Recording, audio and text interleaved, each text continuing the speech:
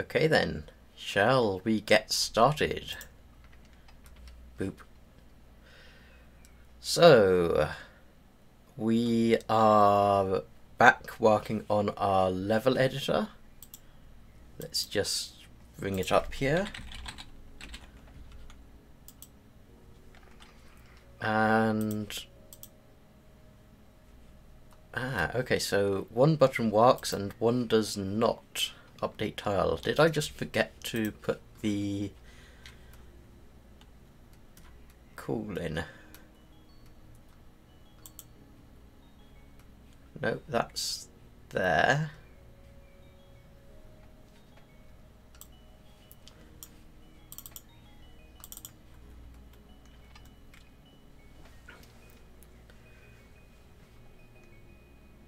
So, what is it that is stopping it from showing? Am I just not adding anything into it?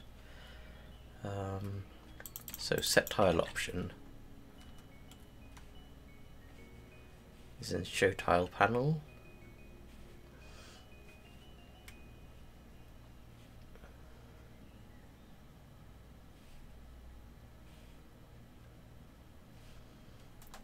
Show tile panel. Okay, so we've got tile options here. We are iterating over them and we are pushing things into the items in exactly the same way as we are for the animation.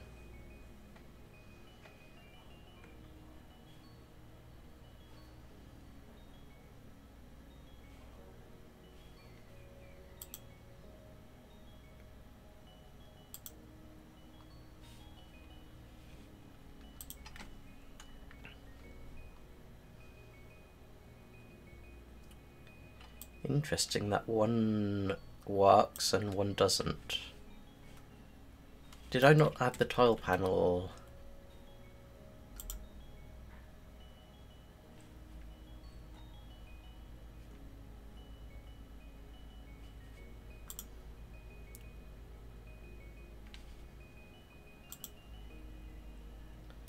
Update tile, update animation. I did not put the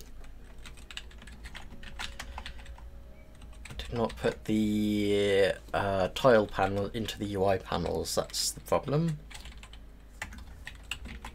So let's plonk that there.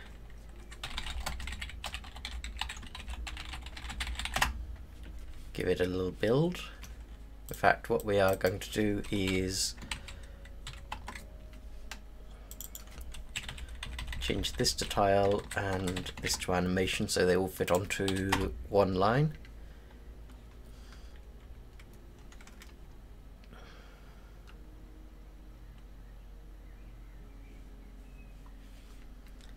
And go. So air, ground, cancel.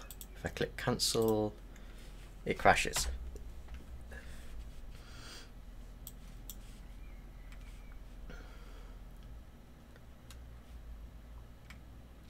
So looking at set tile option,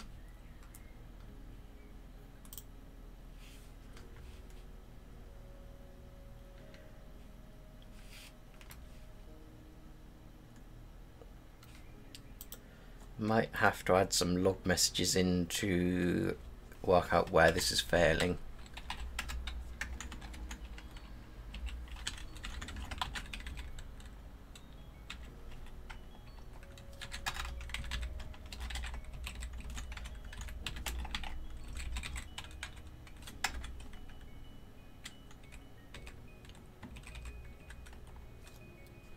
Did I not replace this? I thought I did. Obviously not. So I'm currently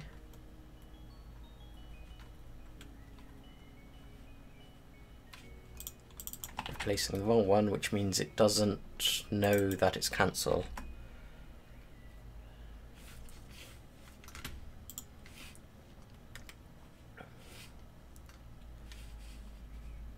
Okay, so hopefully this will work without crashing.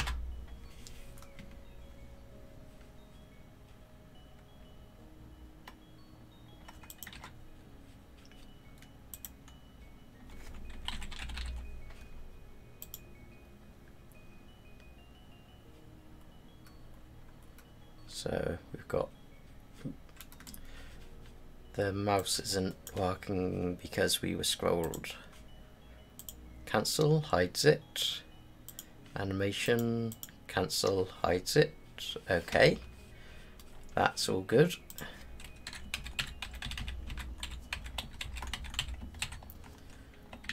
Now we do want to prevent those buttons from being usable if nothing's loaded. Load, save. Load we want to be active. Save, tile and animation we want inactive.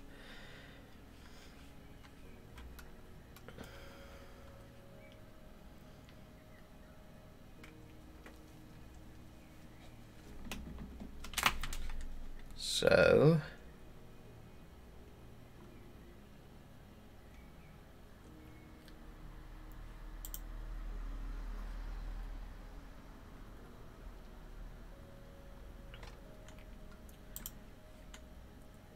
how about we take these and put them into their own method.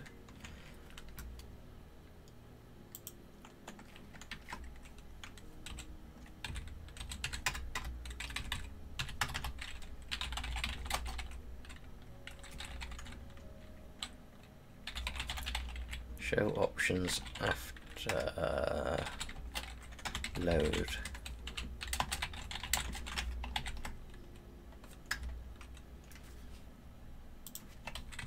And we are going to clear it out, so we get rid of the load option. And then we add the save, tile and animation buttons. And we actually need to call this somewhere.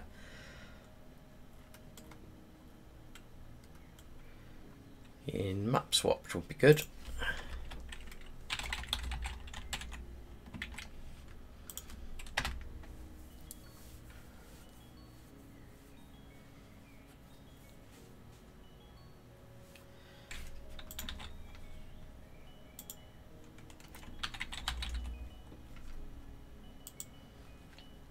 Okay, that's done. We hit load, we load a level in,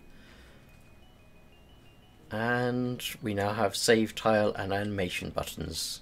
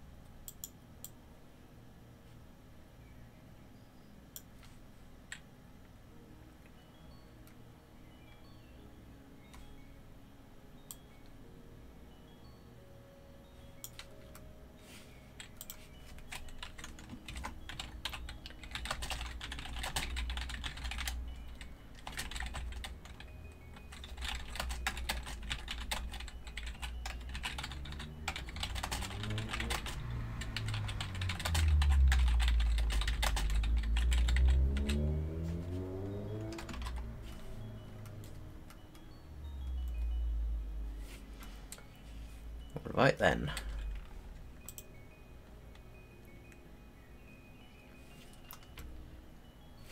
So let's now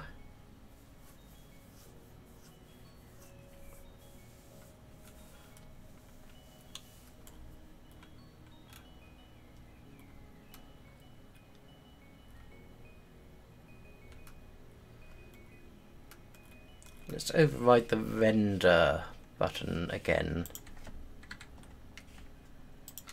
or the render level function.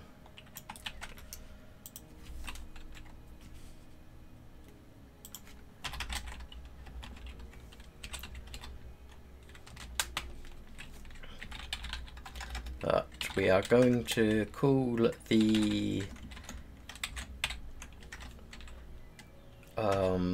we're still going to call the same method before we do anything else, but we are then going to go on to try and draw a border around this selected tile. So I think I'm going to look into the loop and see how much of the vendor cursor code I can steal.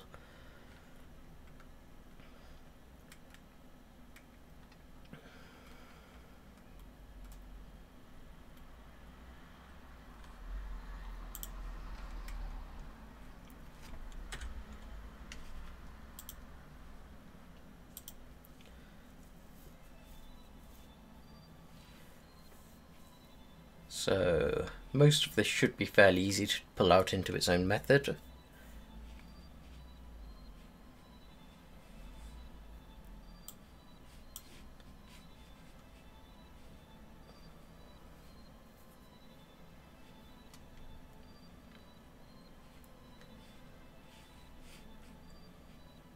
So all of that I think is fine. And the only bits I need to update is most tile X and most tile Y. And I think this is only called in one place, so we can just add that in. Let's rename this to vendor. Actually, we'll keep vendor cursor. But then I don't even know why vendor cursor is exported, to be honest.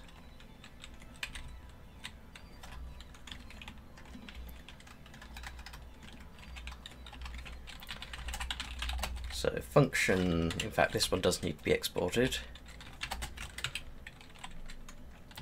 Vendor box around block.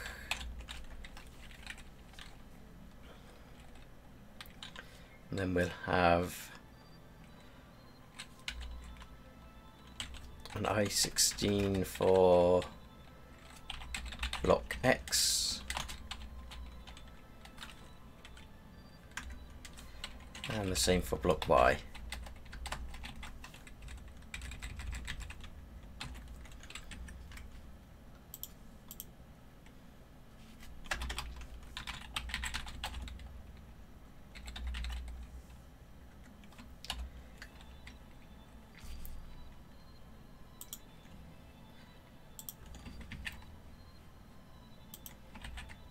So here we pass in the mouse tile X and mouse tile Y, and here we pass in block X and block Y.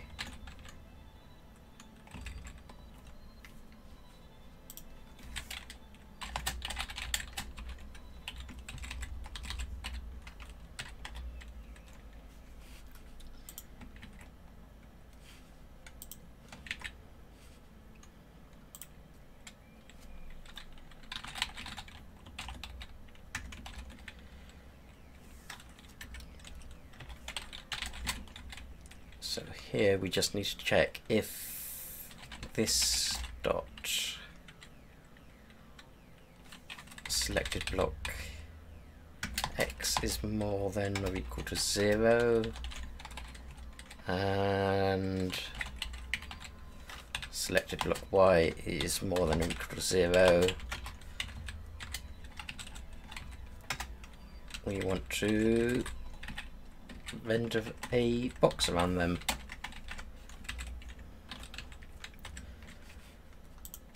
So if we save that and rebuild, hopefully that's a nice easy solution for us.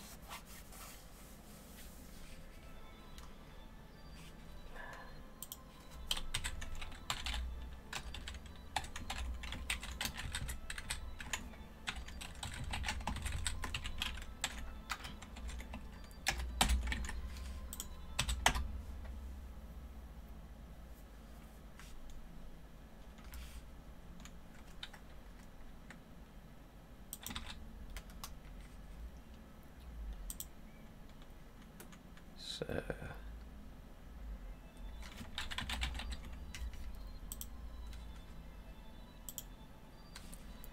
load in the map here and click on something, and apparently nothing happens. The castle still is being rendered, so that's good. The files have been saved and the build worked, so that's good.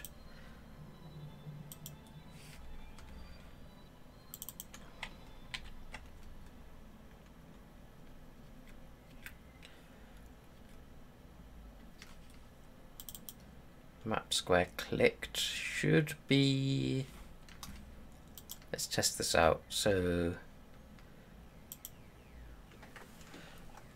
there's no background to this, so it's really hard to see. That's a problem.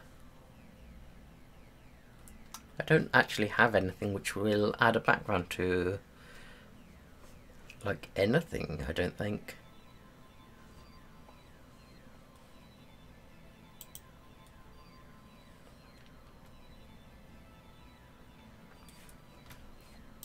So here, when it's clicked, I'm going to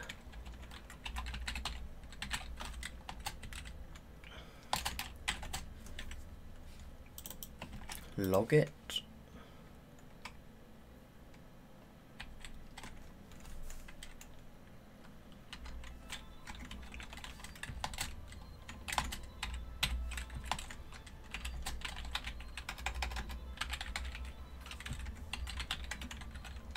Just to make sure we're getting into this method to start with.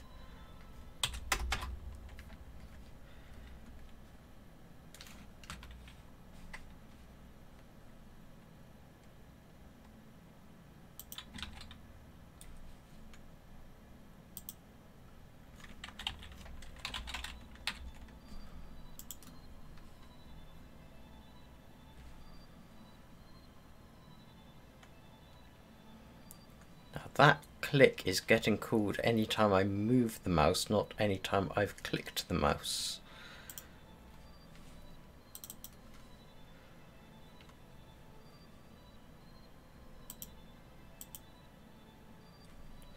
Interesting.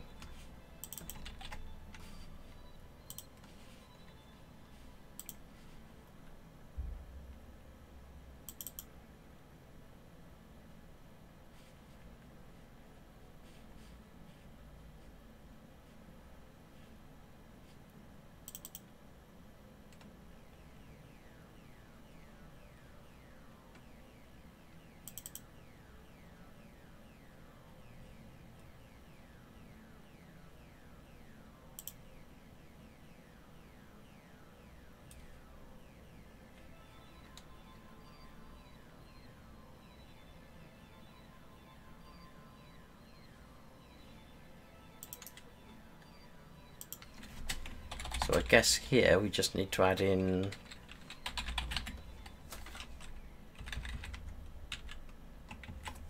that we only want to do it if we need to process the click.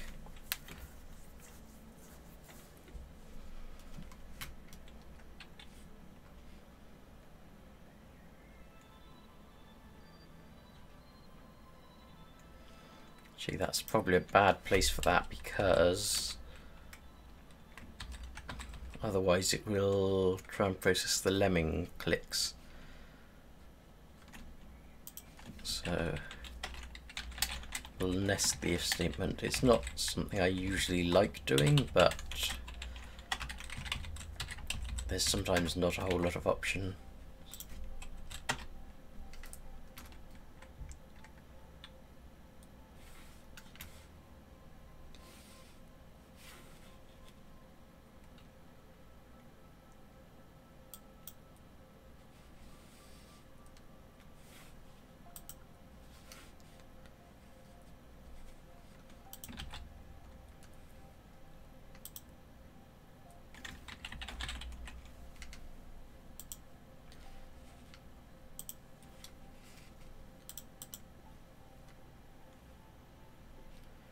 So if we click down here, we shouldn't get anything. If we click here, we are not getting anything. So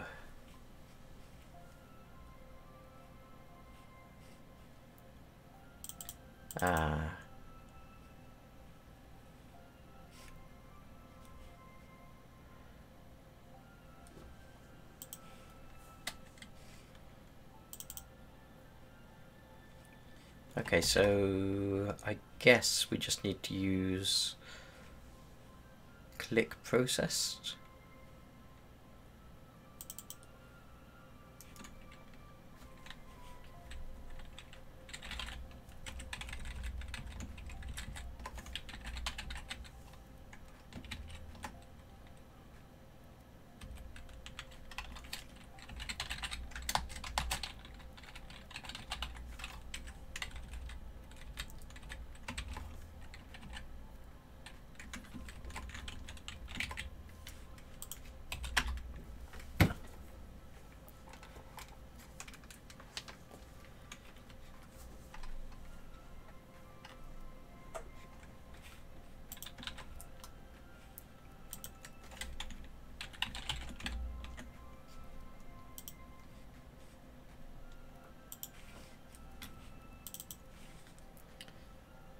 So again, cancel. So we are getting the click here, which is probably not what we want.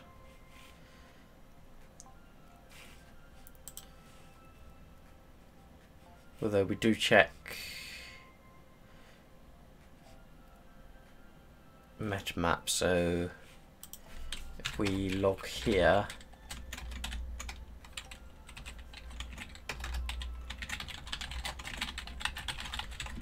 that we're setting the selected.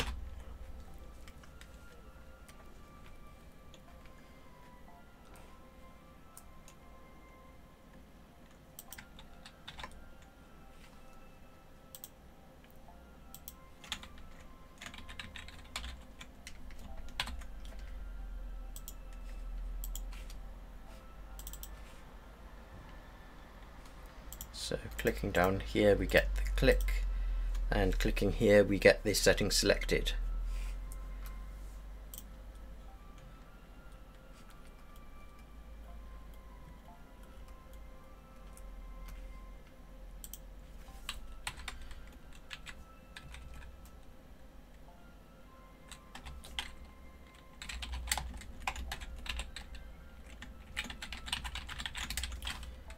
Let's log here what selected box block X and Y are.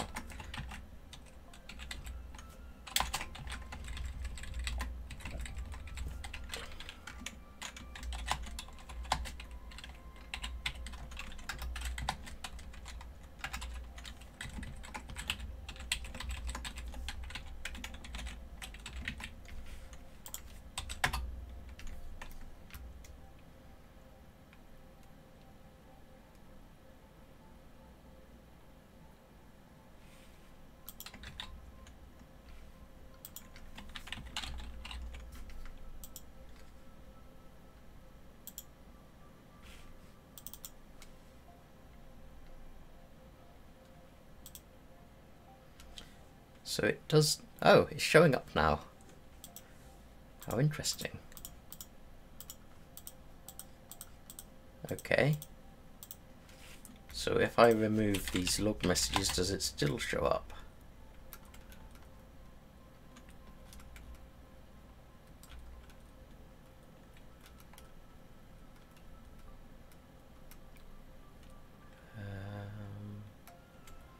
Where's our click handler?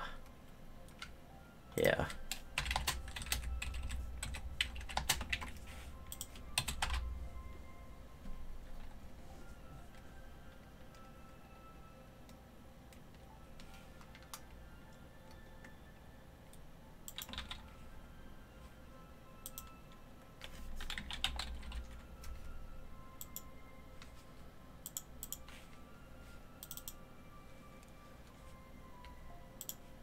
Yes. Okay, that seems to be working. So if I change the tile, to air. Nothing happened.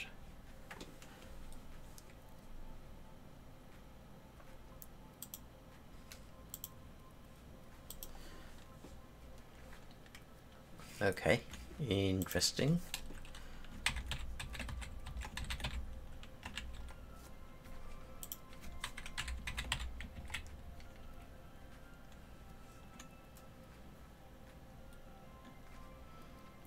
Is it perhaps because I didn't mark the tiles as being dirty?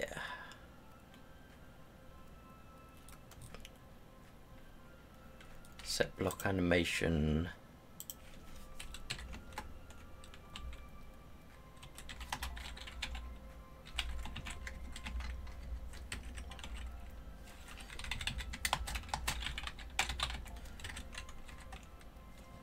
So let's make sure that one gets updated, and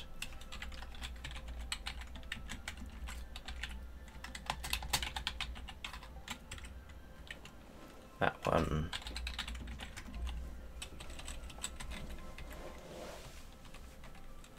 And doesn't need removal, but it does need updating, so that should be fine.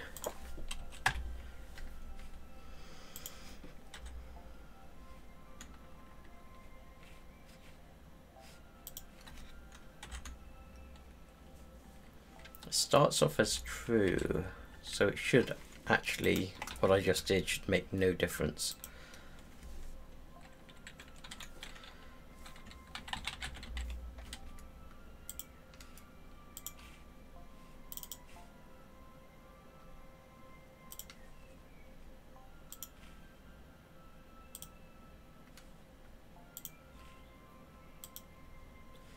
Yeah.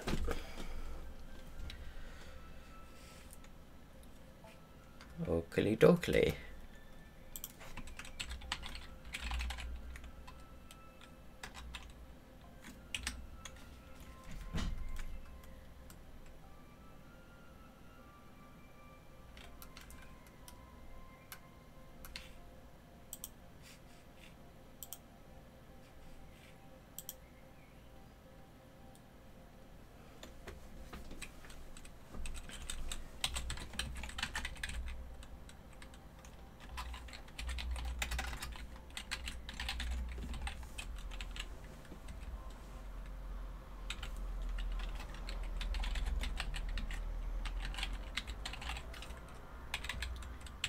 Put some logs in here.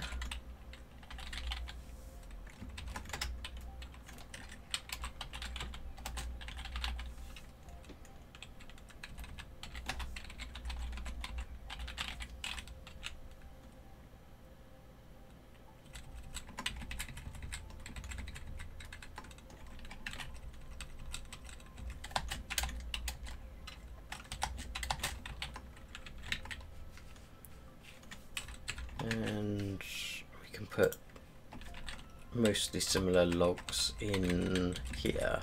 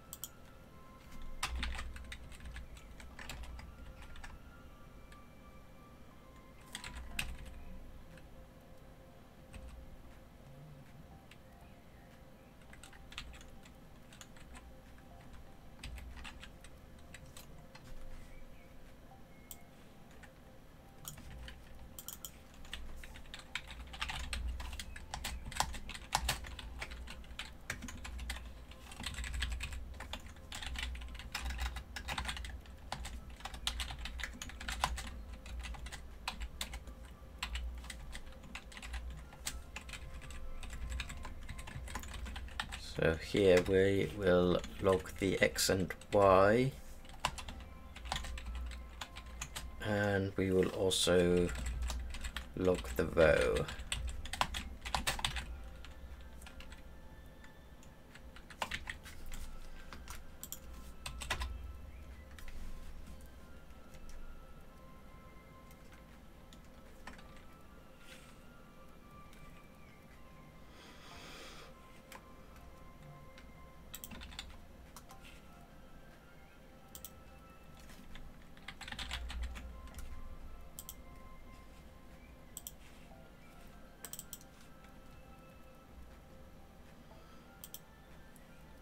So we've got that one selected.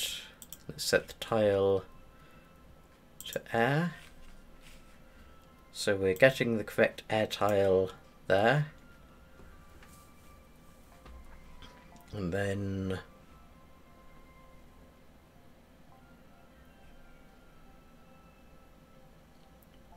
that seems to be all correct.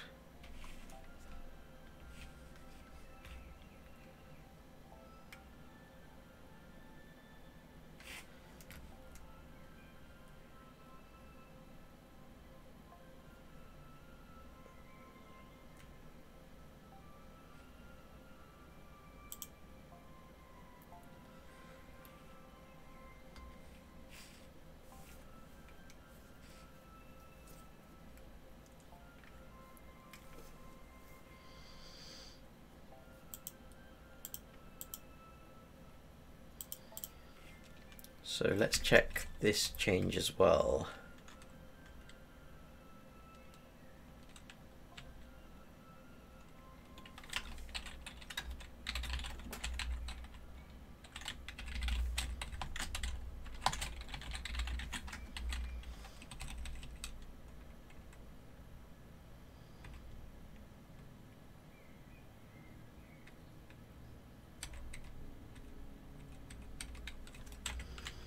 Let's hold off on that. Let's test the animation and see what happens there. So we'll tell it it is grass.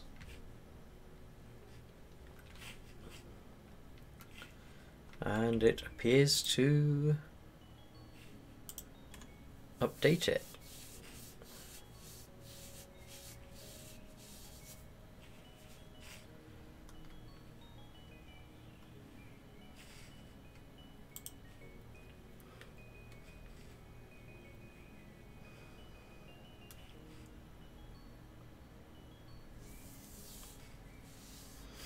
Okay, but in the animation I do not update the metamap tiles. I don't think that is going to be the... Oh no, I don't need to update it because I'm just regenerating it, regenerating the tile detail based on the custom animation.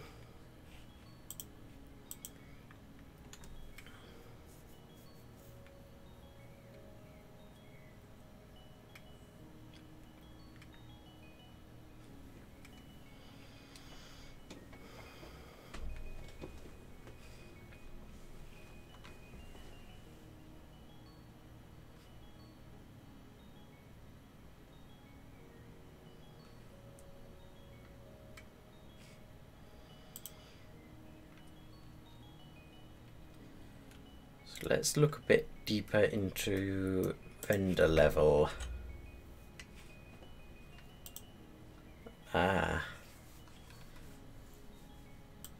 That's the key. We're not setting map rendered. So let's do that.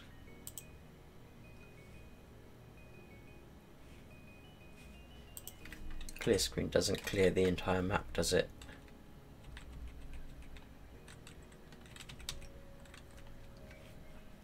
No, it just changes the delta changes. So in editor,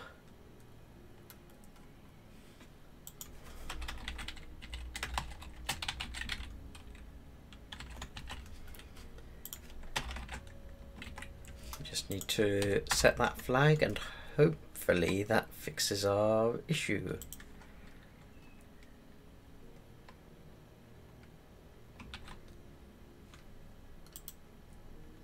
Oops, did not mean to actually start the game.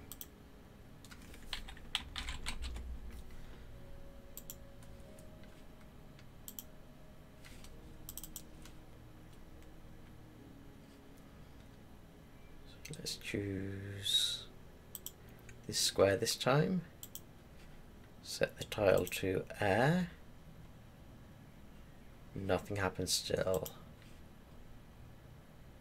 Set the animation to grass, and nothing happens.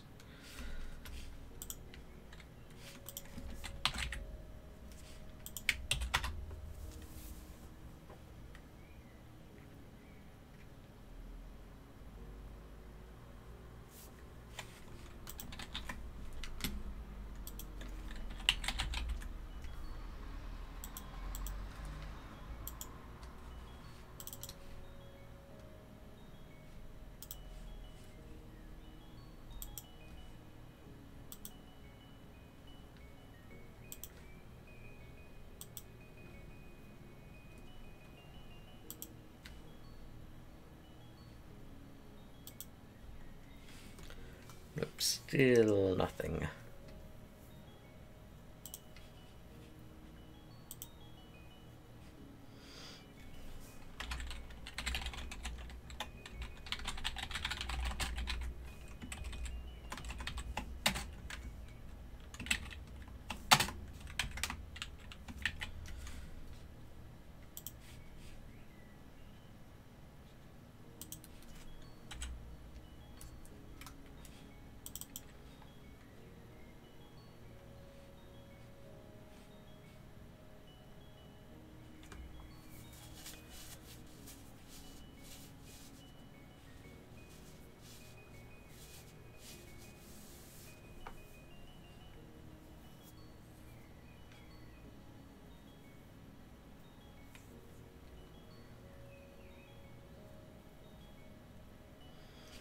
We possibly want to tell it that it is rendering the game section.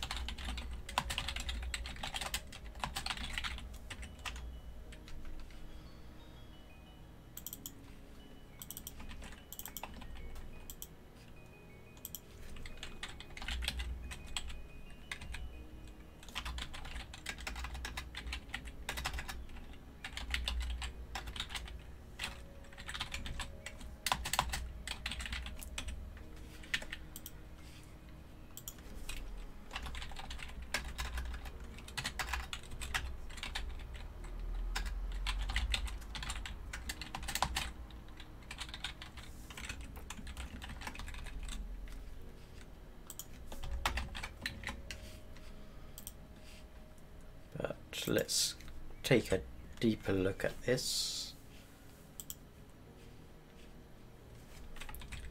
So we are just passing this .map through, so the changes should be passed through to here.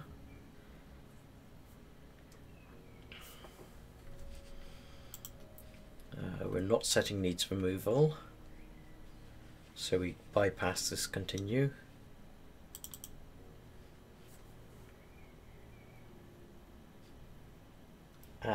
Setting it to air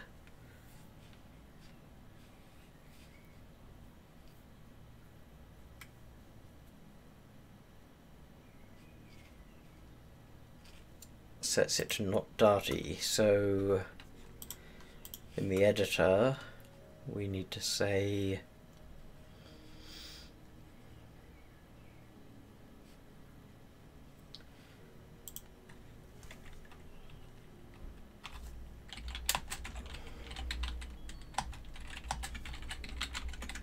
it's air, then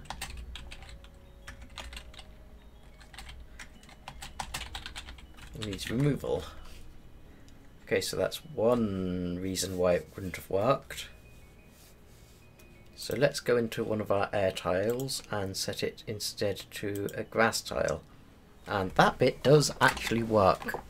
That's good. And let's set the animation from default to grass. That bit works as well. Okay, so it's just that it was marked as an air tile, so nothing else we did had an effect. Air tiles do not get rendered, so they don't render their animation.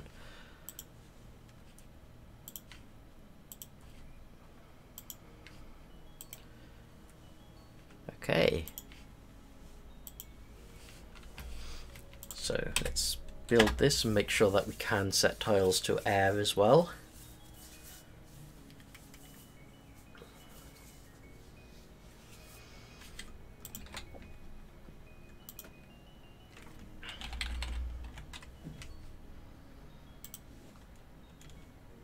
Not tile, edit.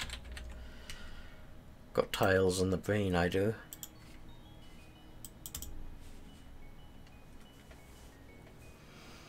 Okay, so this tile will become... Apparently it won't become air.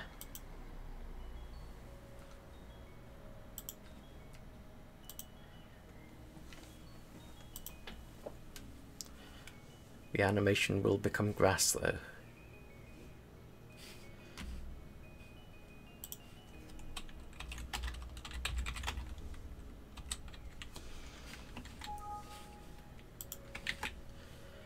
Ah, I think we're tripping over ourselves. Nope, we do the needs removal before we check for air, so that should be fine.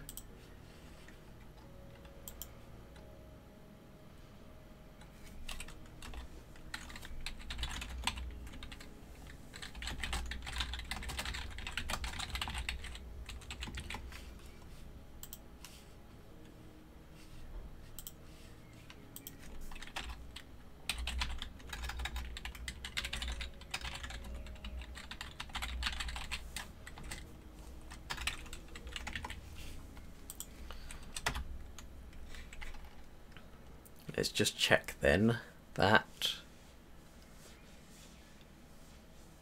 this is actually processing it correctly.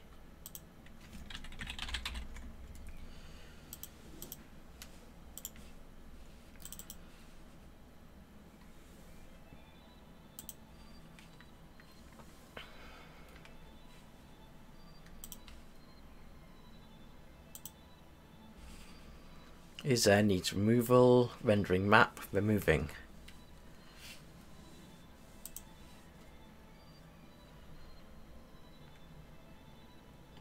Do they get element IDs? They should do, because they got put into the map in the first place.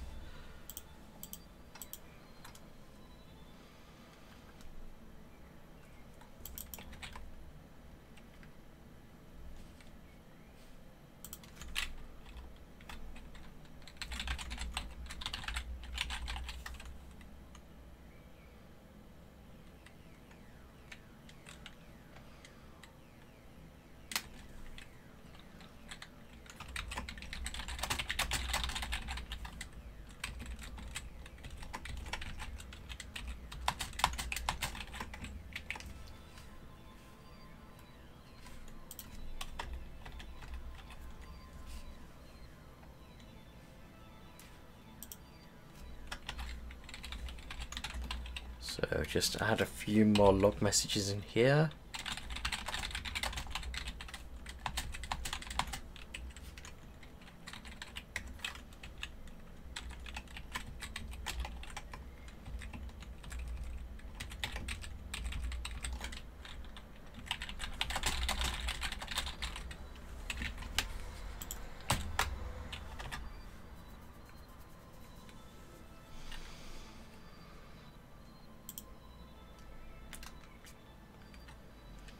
Essentially, if I've built this wrong, the map should be rendered exactly the same in the editor as it is in the main game. So removing a tile should work exactly the same.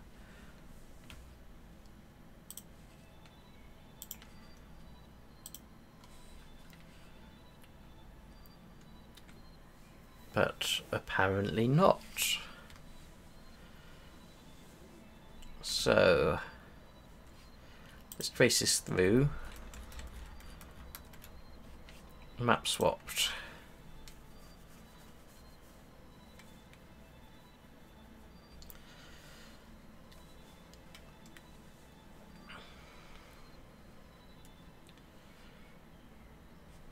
So map rendered is set to false. We set the meta map. We set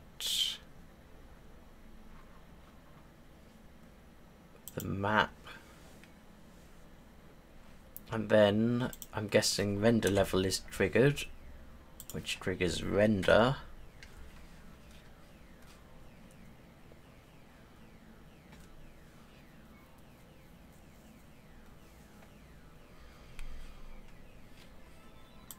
Then we get the element ID here.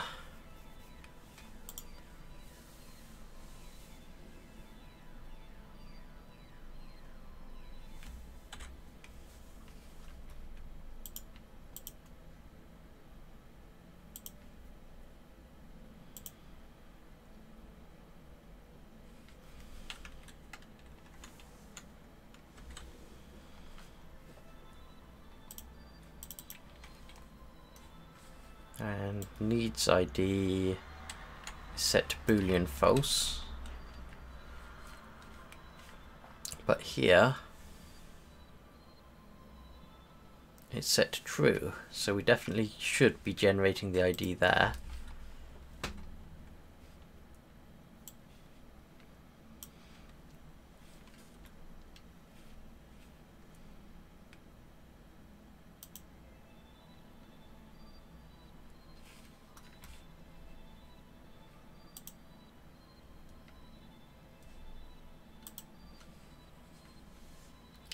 So let's look at tile 1018 because I can locate that fairly easily.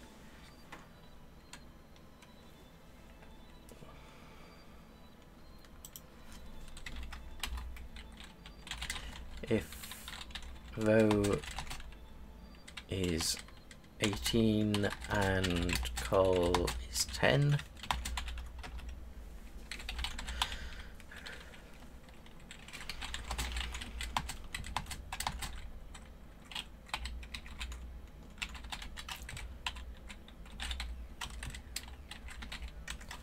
we will log whether we got the ID or not.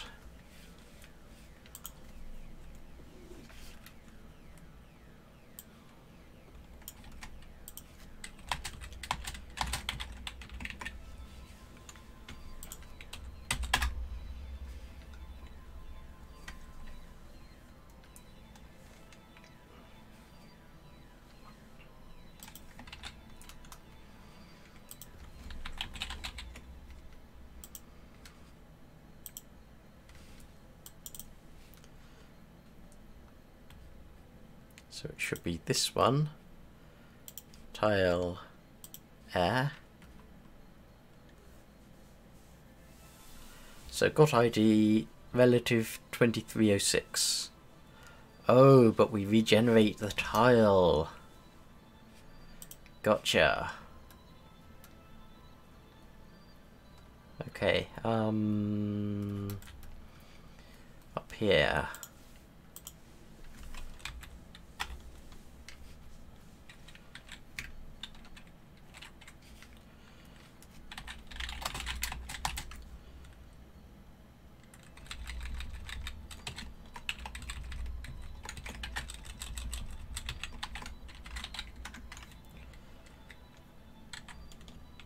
I think a lot of this is just duplicated code that I should be making more generic, but we can solve that in a little bit.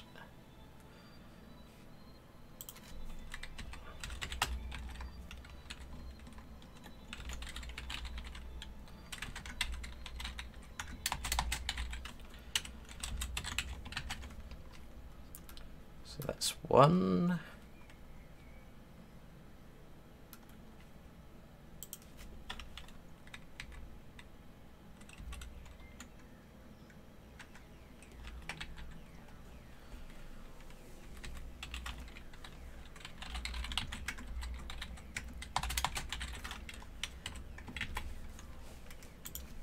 That's two.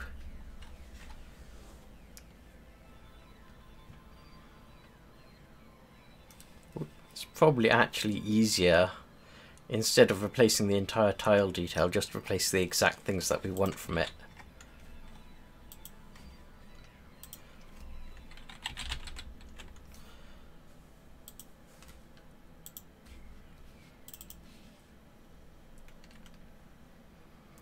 So this one tile becomes air, and beautiful. Now tile becomes ground, animation becomes grass. Awesome. And air tile becomes ground. Absolutely perfect.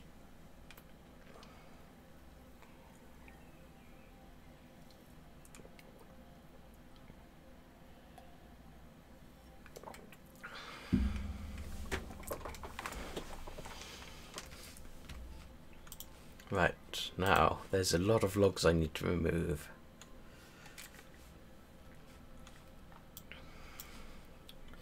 And a lot of code I need to commit.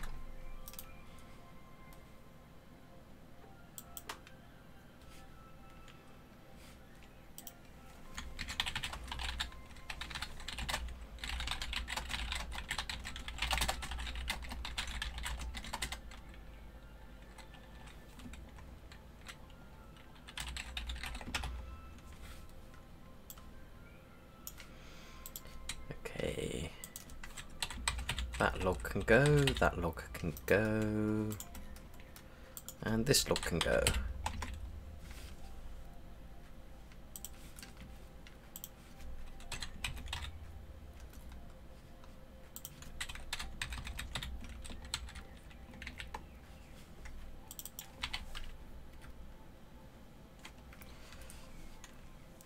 And I've been meaning to remove that for so long.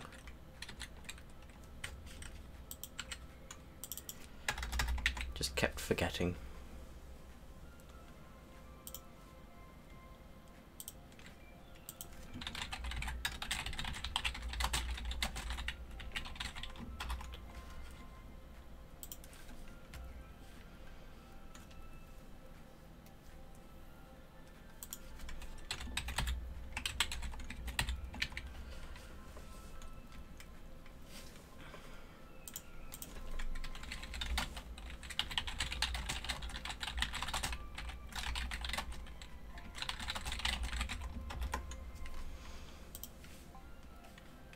So many changes here, but I think most of them are probably log messages.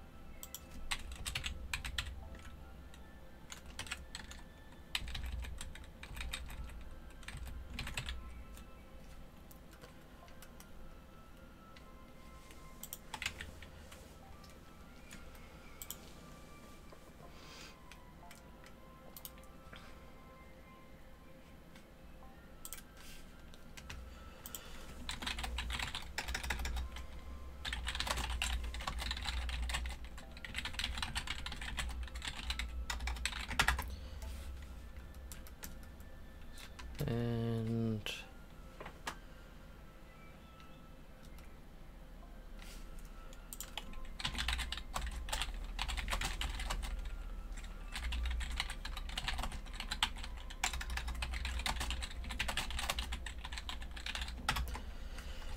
okay, that's pretty good. An hour in, and we have basically fixed all of the bugs and niggles.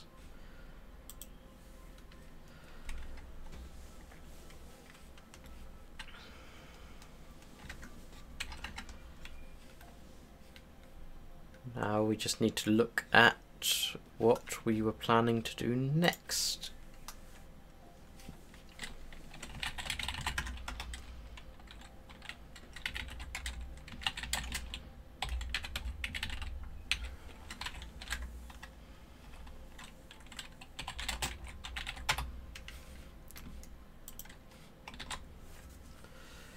Right, so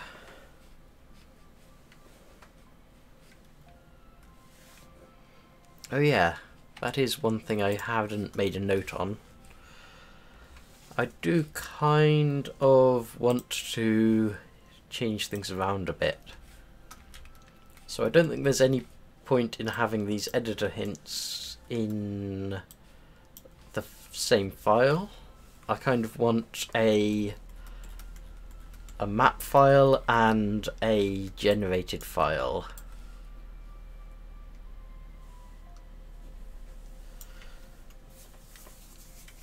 Which we could try and do.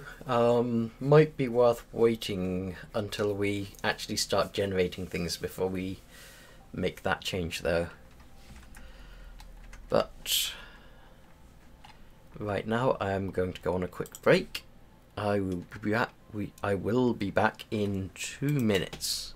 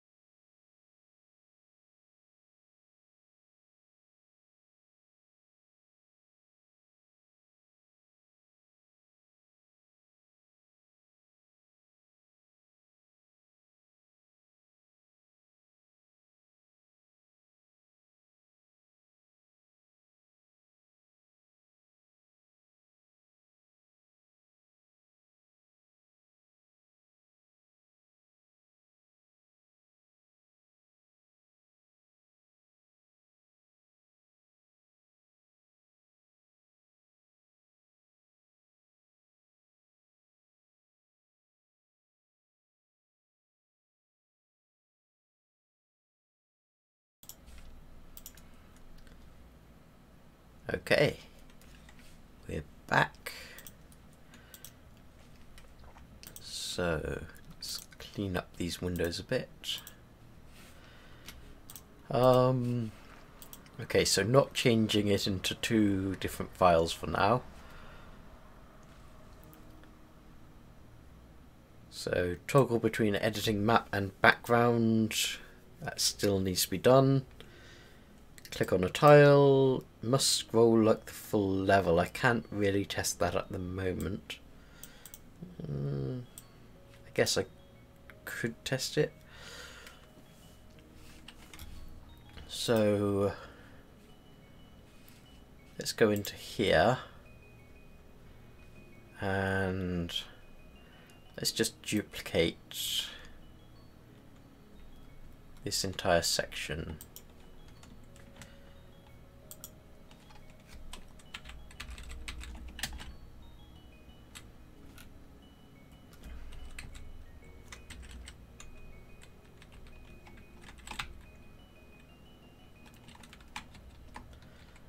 That did not work.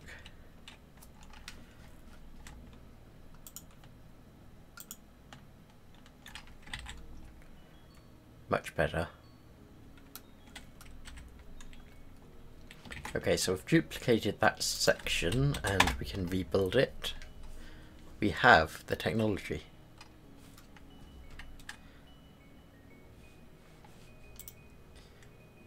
And just need to go back into the editor.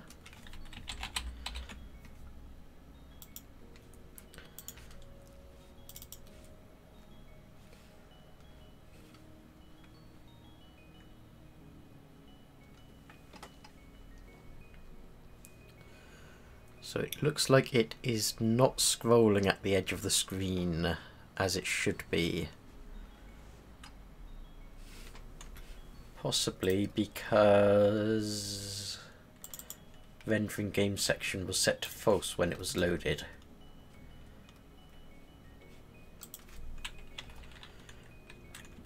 I think these should be last as well.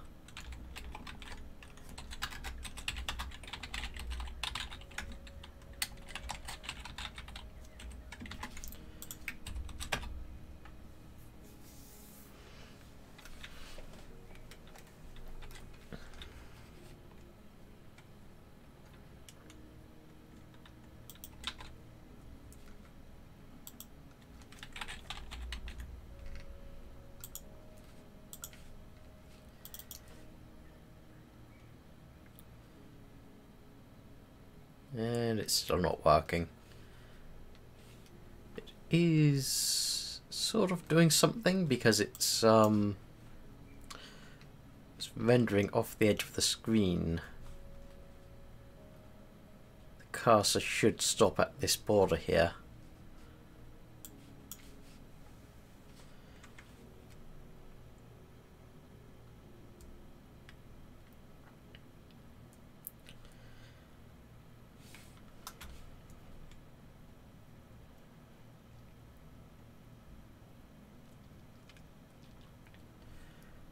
So what is it that handles the scroll code?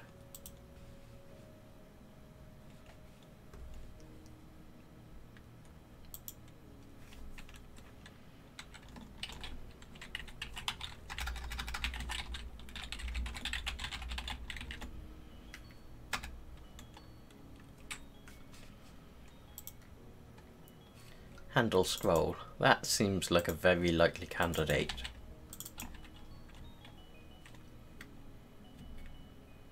Which happens in end loop if render is overdue, so it's not constrained by the screen type, I don't think.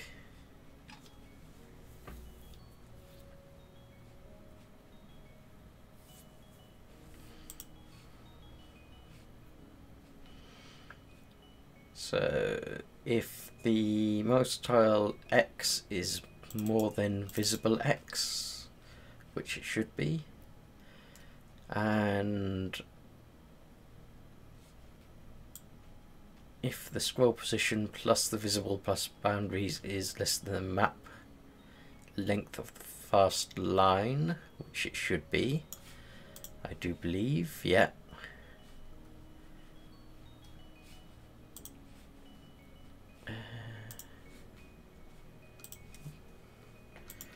Then scroll position X increases.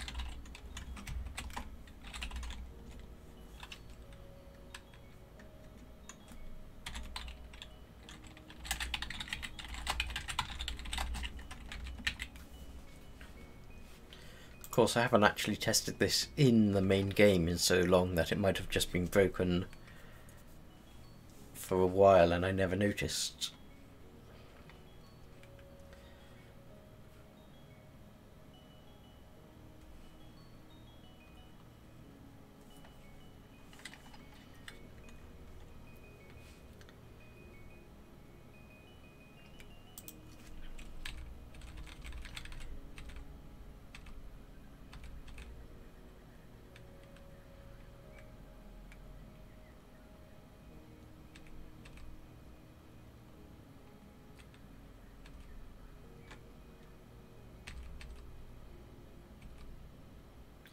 So in the level render, if it's rendering the game section, which I've just told it should be doing, it starts at scroll position Y, starts at scroll position X. Oh, it always starts at scroll X. Interesting choice there, past Tom.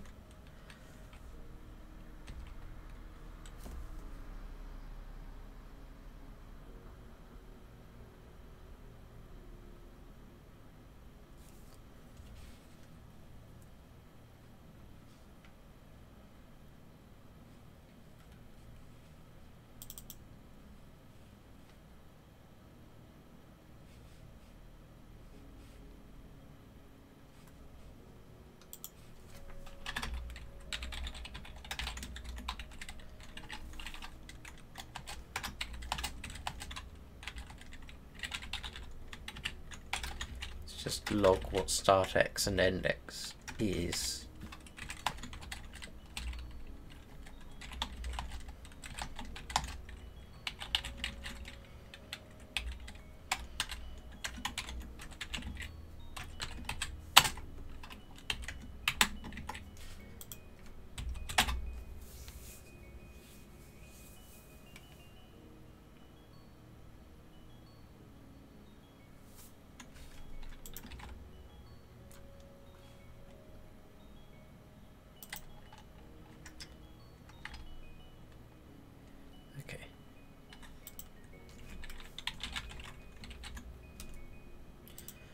Was worried for a second there that I forgot to turn my mic back on again.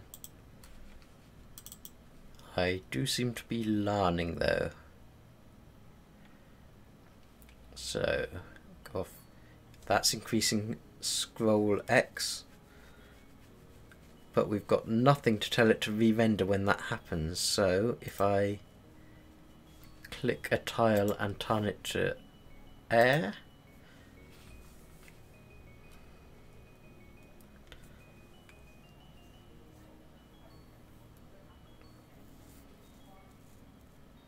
oh wait, that did re-render.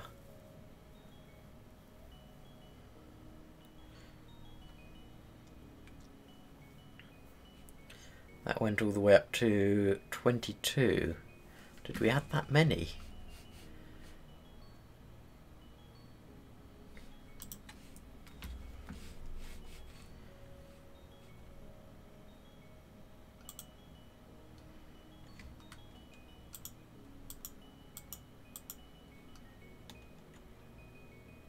Apparently we did. Okay.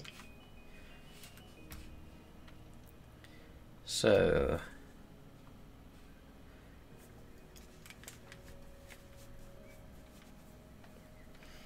we trigger render and then we try and get a tile detail.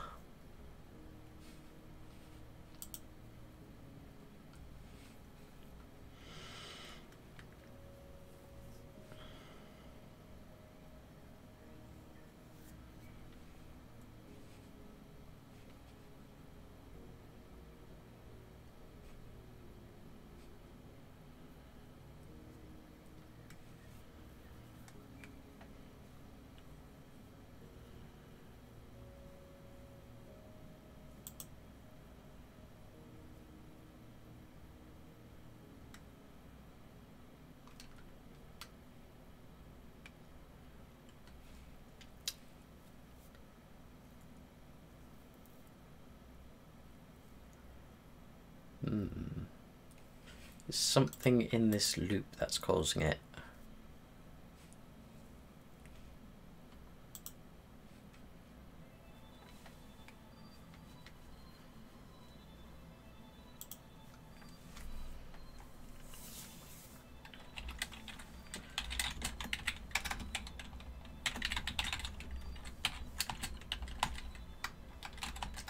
Let's just log when start y is more than the map length.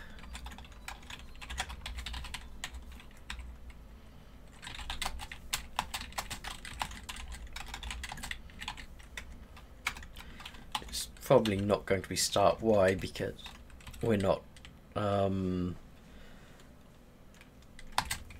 changing that at all, but always good to log as much information as possible.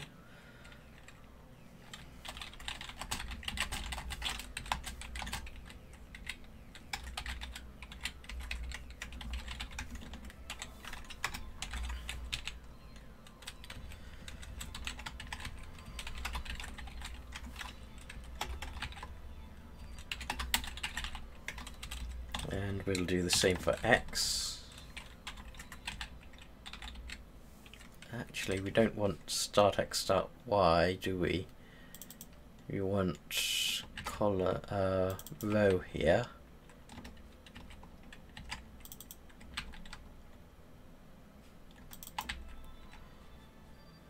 And want column here.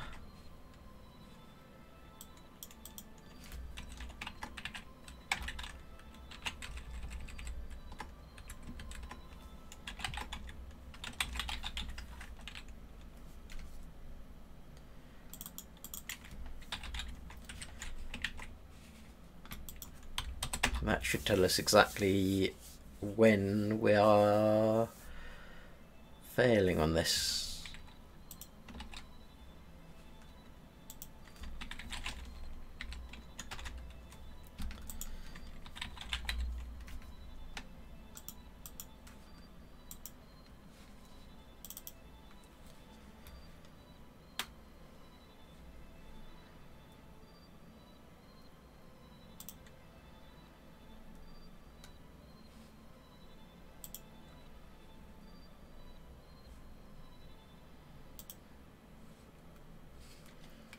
So got x is 95, but max is 95.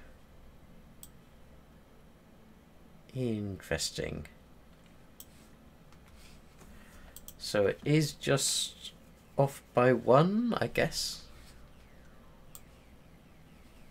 It's not rendering it correctly.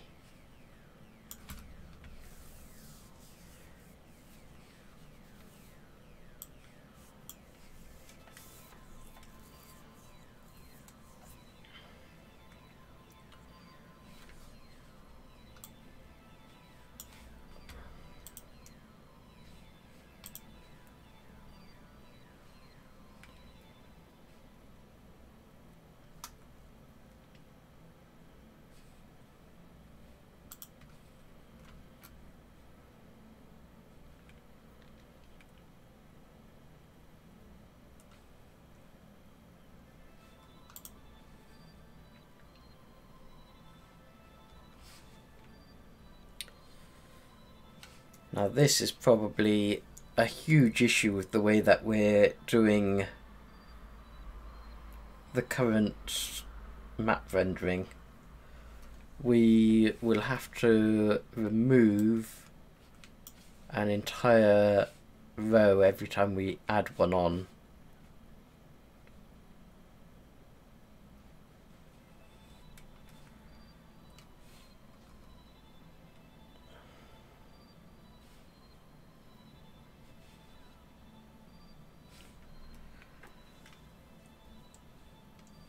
And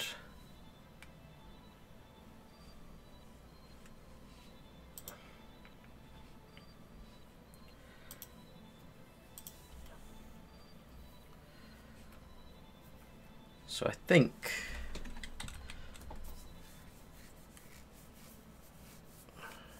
Oh no, it's not just one row. We've got to re-render the whole lot.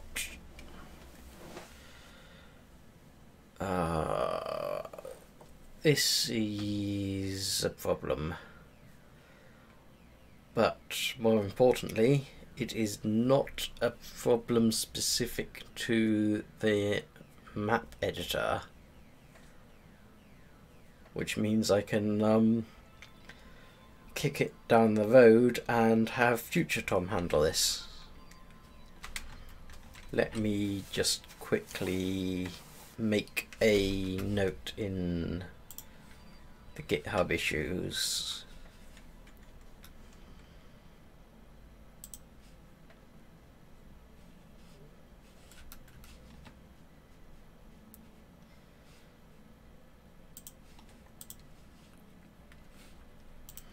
New issue.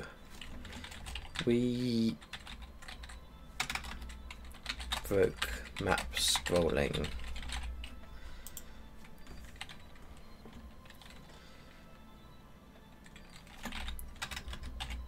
Now that we're not re-rendering the whole map every frame, map scrolling doesn't work. We would need to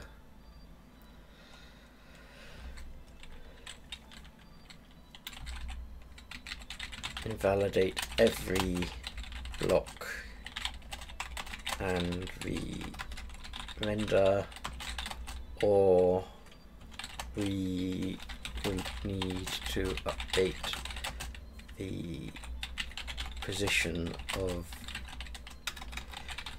every relative element in the game area.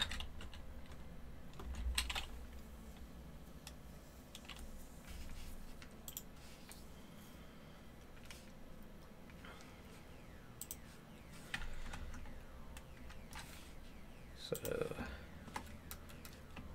there we go, that's created.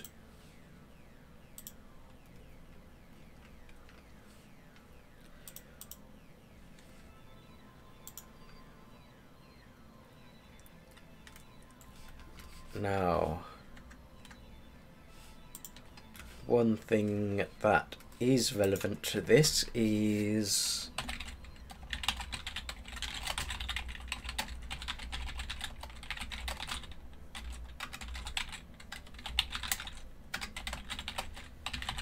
map scrolling doesn't trigger map re-render. We have to wait until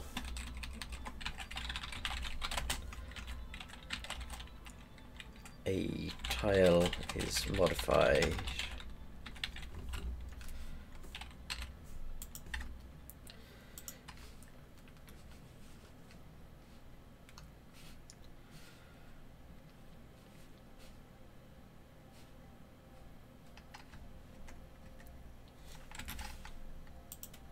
Okay, so can we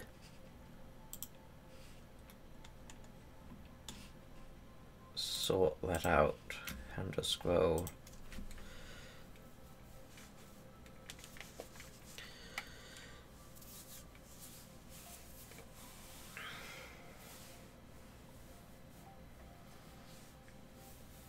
I think it should be easy enough, but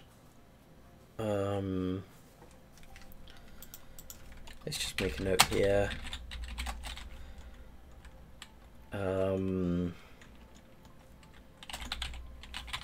Notify level that scroll has happened, so the editor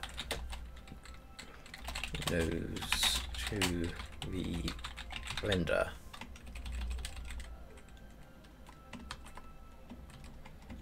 Oh, it's not just the editor, is it? It's the render function.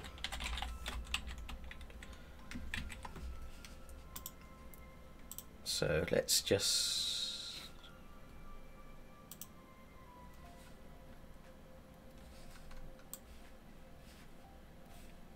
That's a lot of changes that I haven't actually made.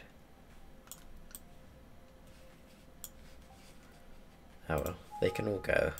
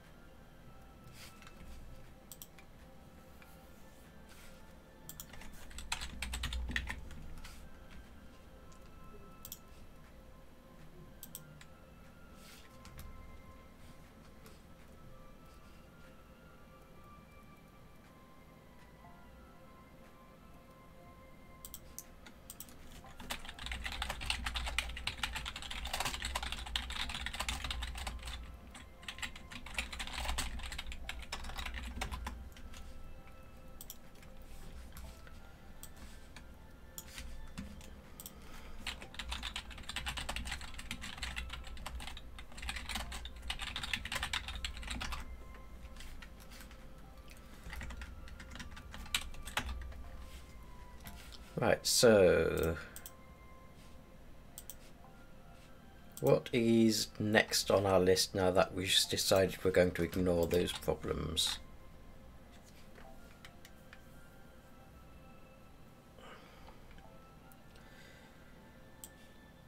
Text box to enter tile, well, we've kind of got that, it's just not dynamic.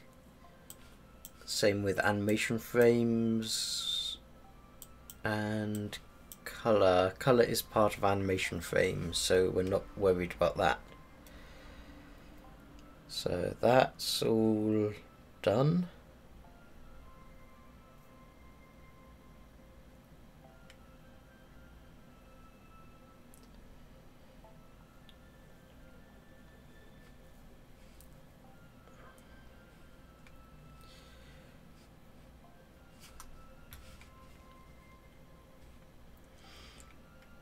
Click on a tile, add border, show animation list key, allow changing animation list. So done all that.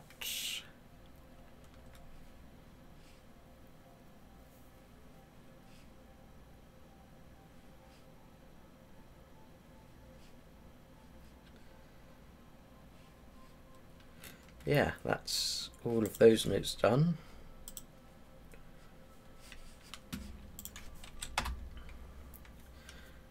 So I guess I've got to do the saving code and I want to get an overlay in place so that we can say, okay, this is the level that we're going to be making, let's get a mostly transparent overlay on so we can check that it's okay. Also, we kind of need to do a new level type thing. Maybe that could be a button next to load.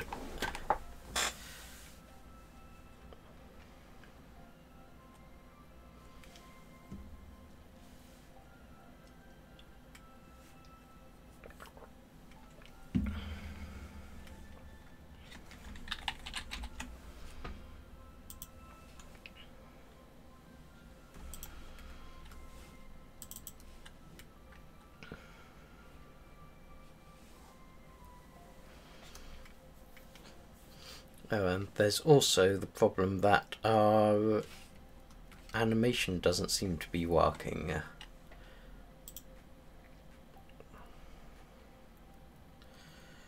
So let's go take a look at that.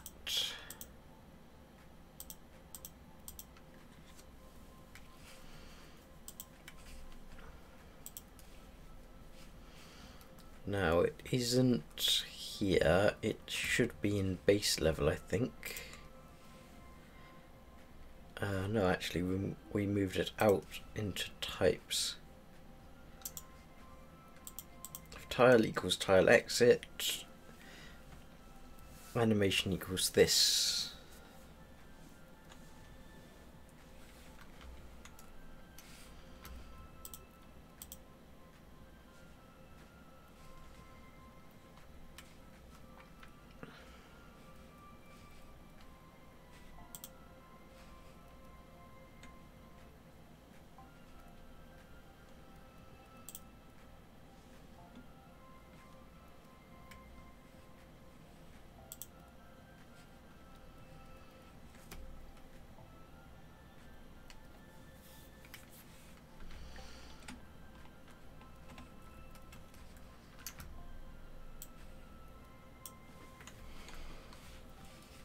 because yeah, that's just a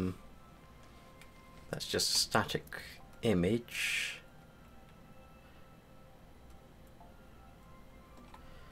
And if we go into the main game,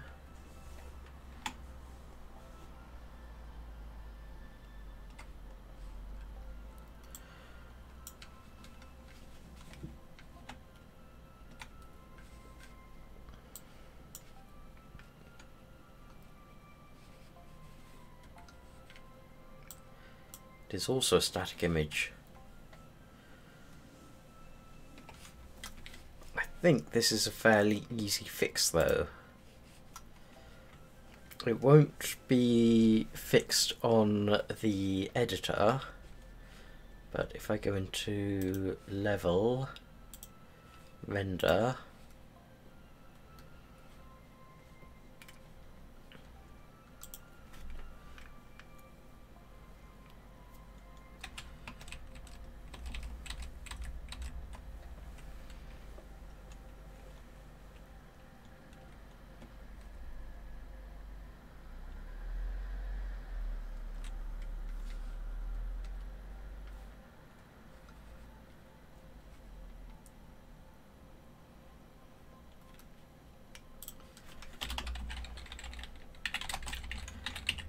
so we need to say if this is the exit,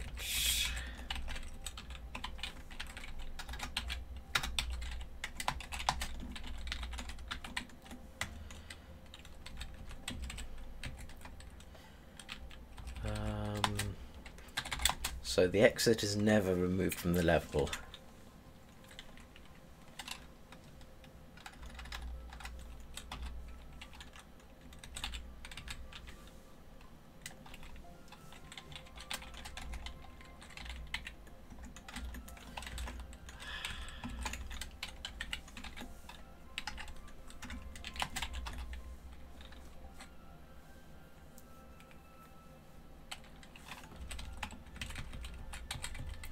Don't suspect we'll ever do this, but in fact let's not put that in, because if I ever manually put in something that says okay, remove the exit, I kind of want it to be removed, and if I do it accidentally I'll realise that fairly quickly, I think. But what I can do is we'll put that in place for now.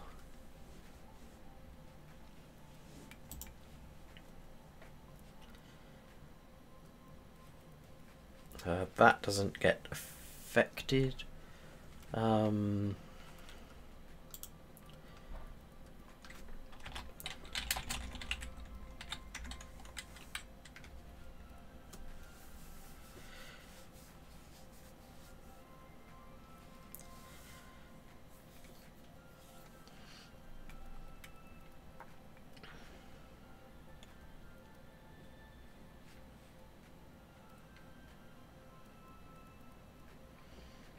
Now this is going to be interesting.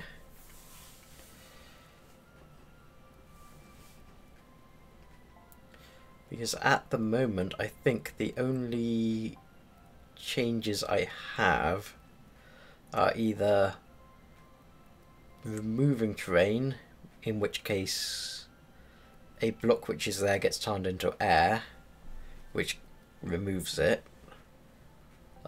And so that's handled here, and we don't go into any other code. Or it's adding a brick, which means that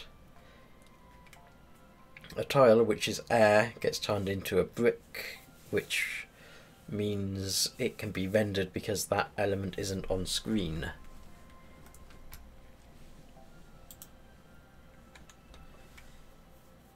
So I think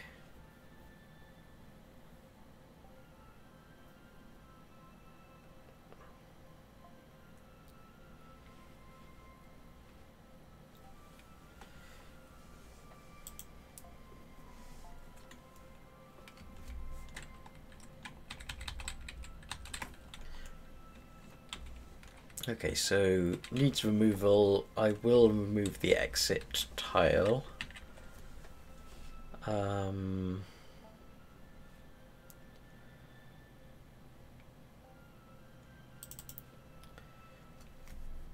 But I will... I don't want to continue.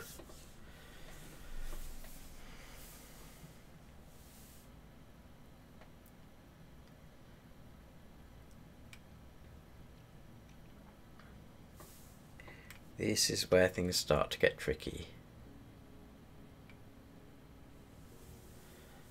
Because at the moment I'm assuming that if I'm removing it, then I don't want to do anything else with it. I'm not replacing it with anything.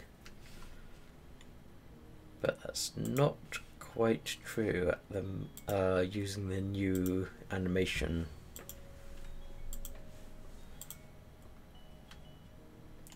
So, remove terrain. Needs removal equals true, is start equals false. So we can get rid of this.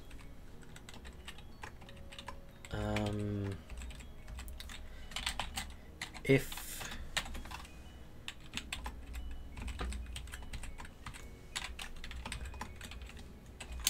it's not marked as darty, then we continue. So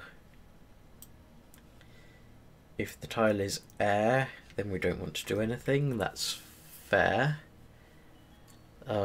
If it's not darty, we don't want to do anything, which is also fair. Which means that we don't actually need this line because it's handled by the next line.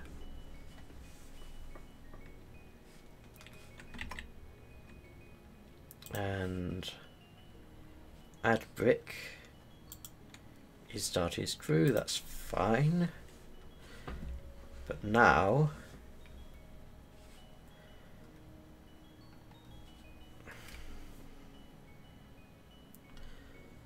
we kind of need a way to say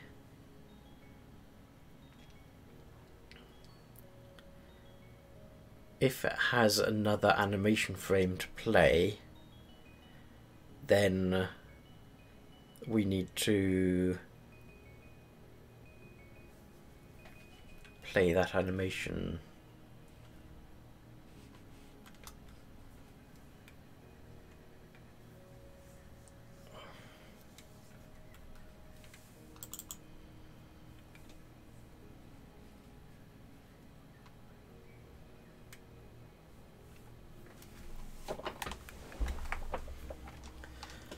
So how about this? In animation, we can do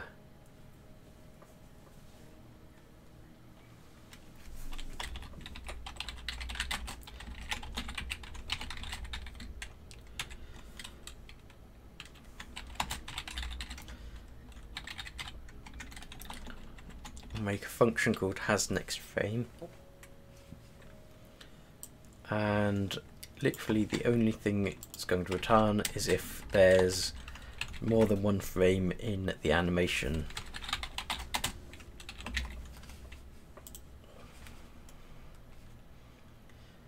Then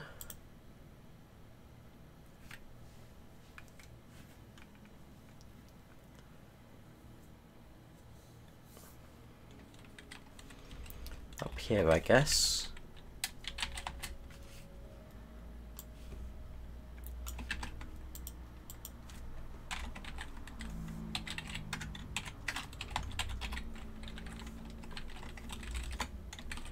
we say if it's got another animation frame, it is darty.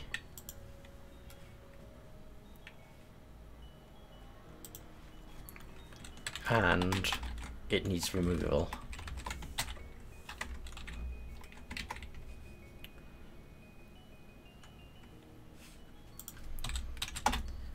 That feels hacky, and I don't know why, but I'm going to run with it.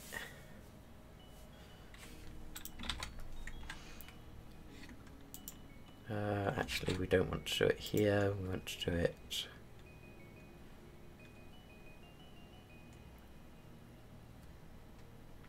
This is lagging a lot.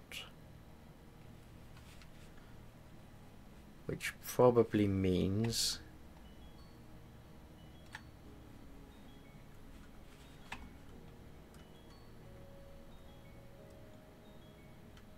I'm actually re-rendering the whole thing.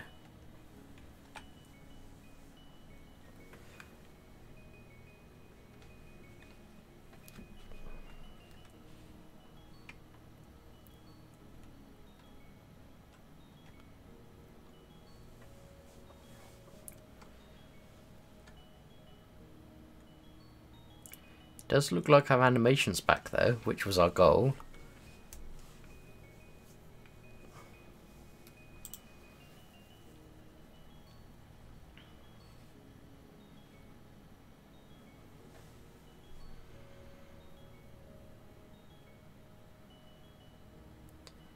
It just takes a very long time to render it.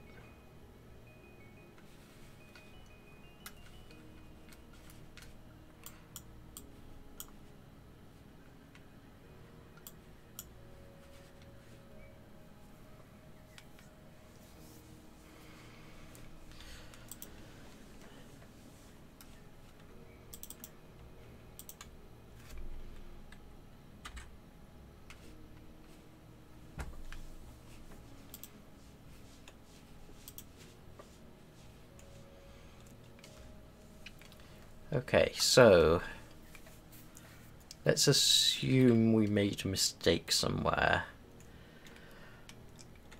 and when we generate the animations they get multiple frames.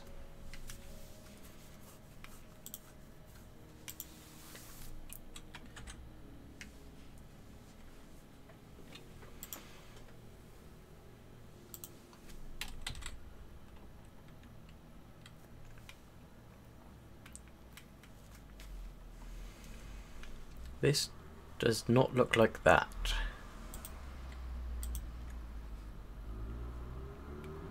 So this is one animation frame, and there's only one of them.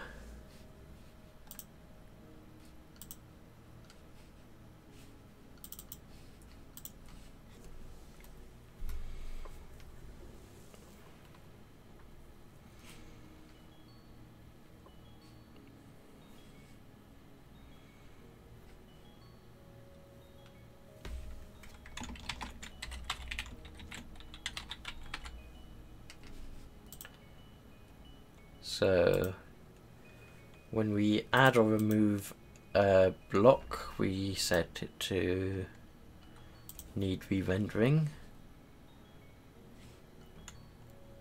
We can ignore anything in the editor. Level.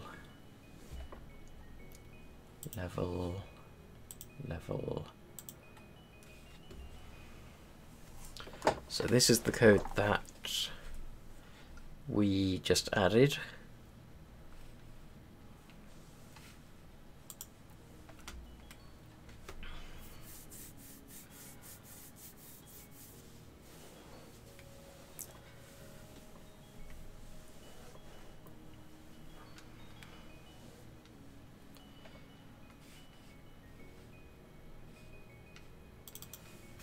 Why are we setting that to false? Yeah, that's true. That needs to be false.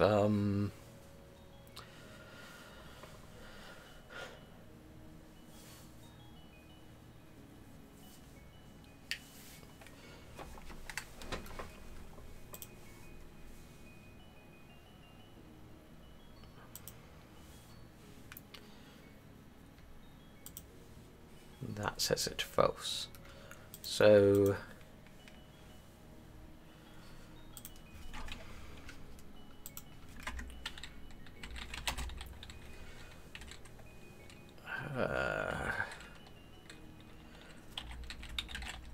blocks with next animation frame equals 0. Let's track this. I'm not going to log for every single one, but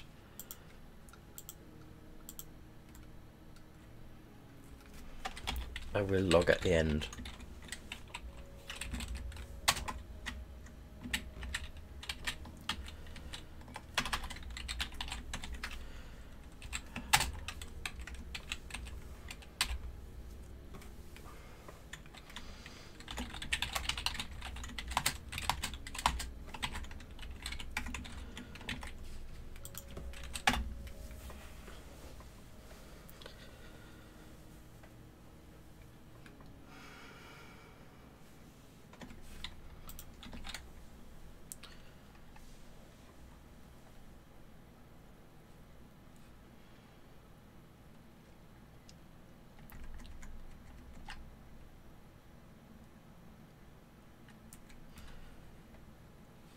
And amazingly, through all of that, my frame rate does still seem to be a solid 30.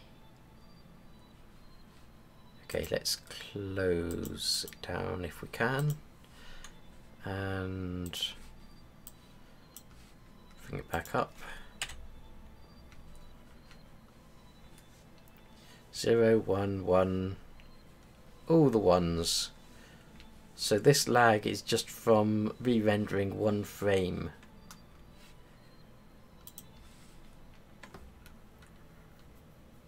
Removing and re-rendering one frame 30 times a second.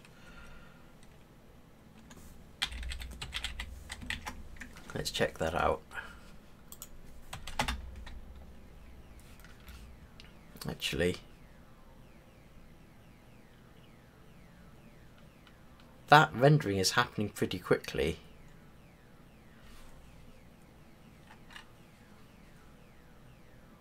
That is actually happening as fast as I'd expect it to. It's just hitching occasionally.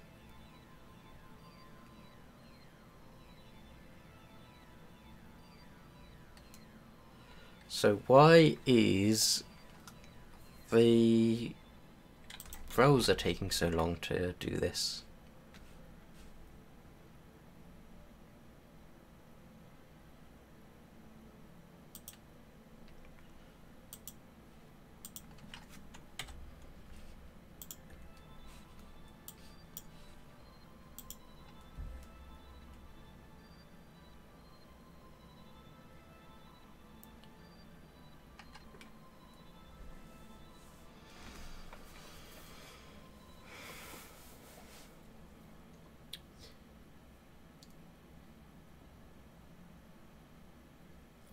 Okay, let's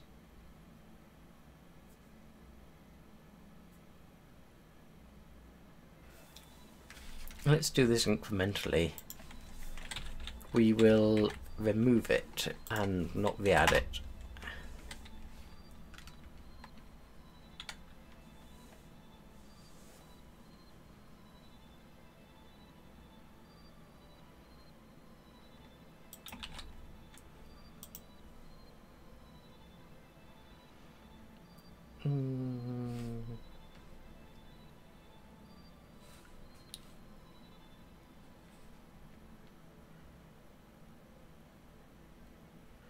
Okay, yeah.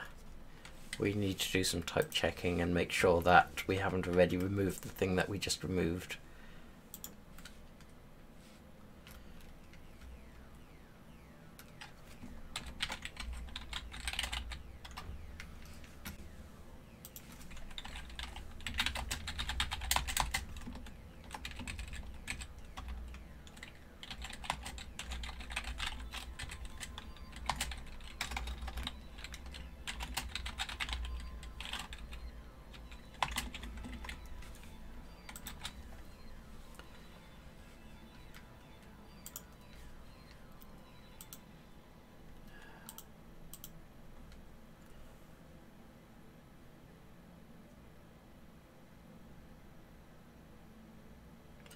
That seems to be running at exactly the speed I'd expect.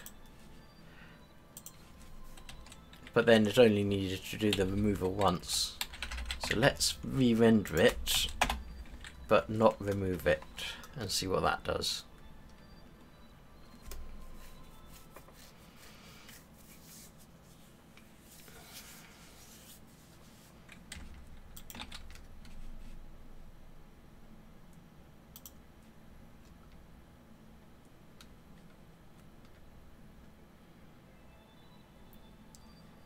That kills it.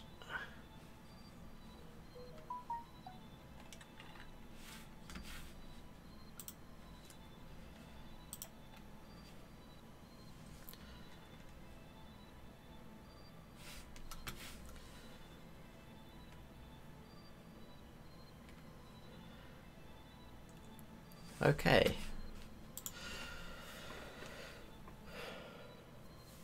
Now the question that strikes me is it an inefficiency with my rendering code or with the browser displaying it? I am actually tempted to say it's with my code, because I think that's what we found last time, and I again kicked the can down the road and said, okay, we'll ignore that for now and just put up a loading screen. So what I'm going to do is I'm going to take another quick break, and then we're going to tackle this thing.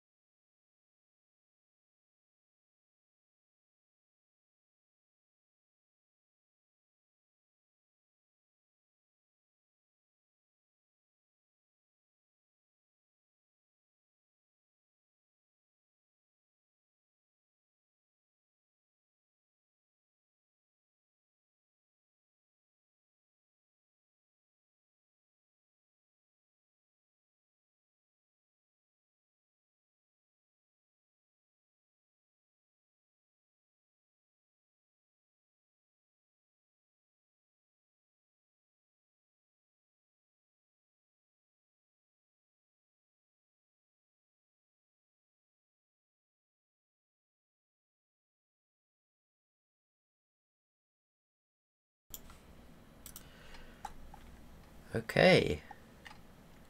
Let's see if we can get this sorted, shall we?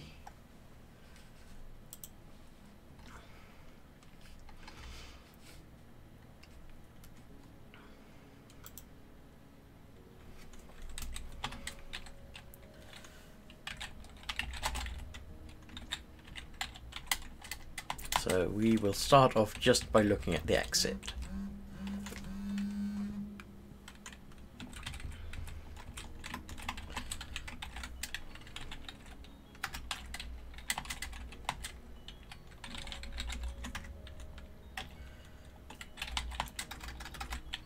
So if it is the exit,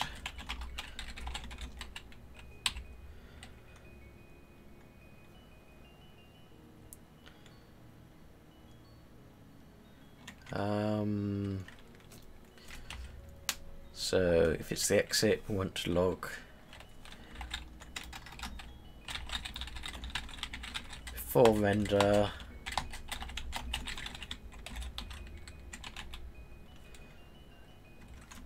and then we're going to get in just not like that. Do we need to do date.now .to ISO string?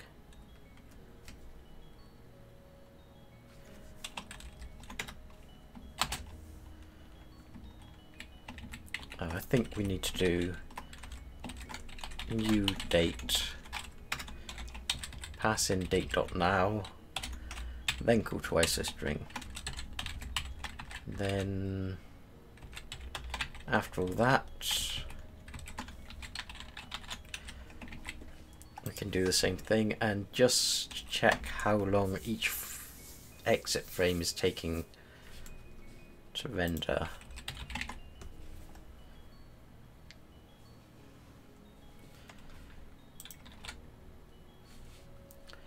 Probably going to need to kill the window again.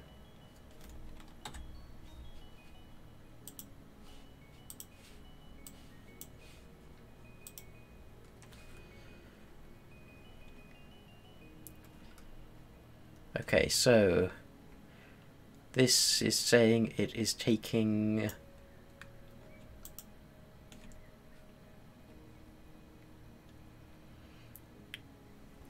two oh two oh three 962 20203 962. So it's saying that the actual render is taking no time. So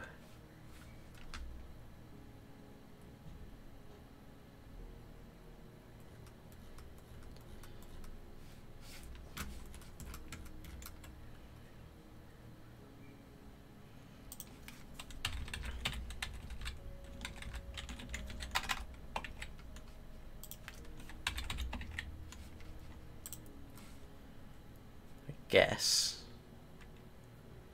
that means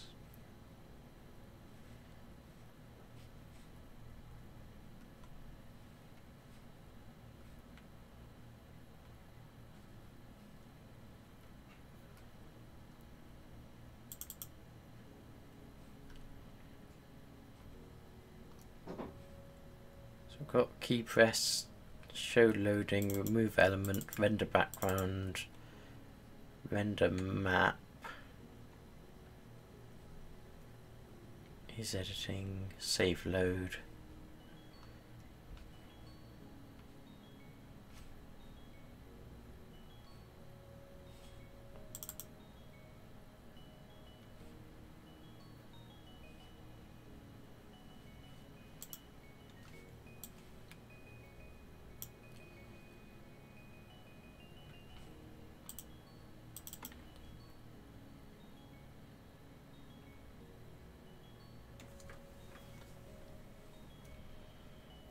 Ah, yeah, this is what I wanted. So I'm guessing this stage is the bit that's holding everything up.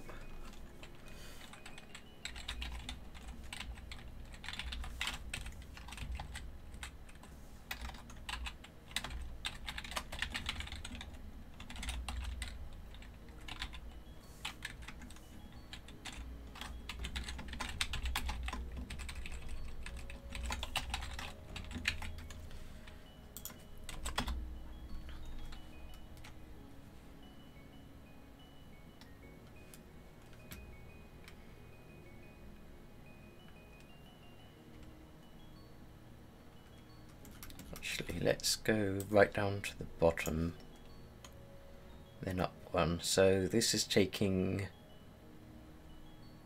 nothing, and that's taking 10 milliseconds, or at most 10 milliseconds. Nothing, nothing, nothing, nothing. So yeah.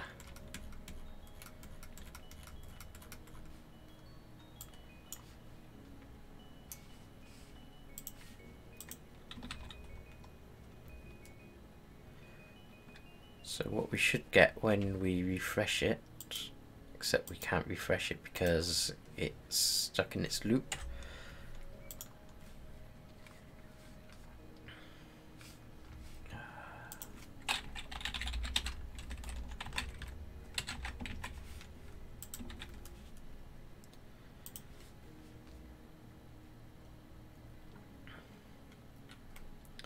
Okay, so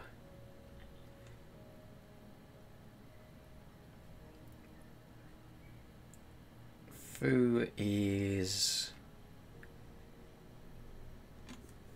858 and bar is 886. So that's a lot more substantial. I know I was wrong. That's 110, 100. Yeah. So before it was only taking at most 1 millisecond. But now, just to do that one element is taking 28 milliseconds. That's like a lot.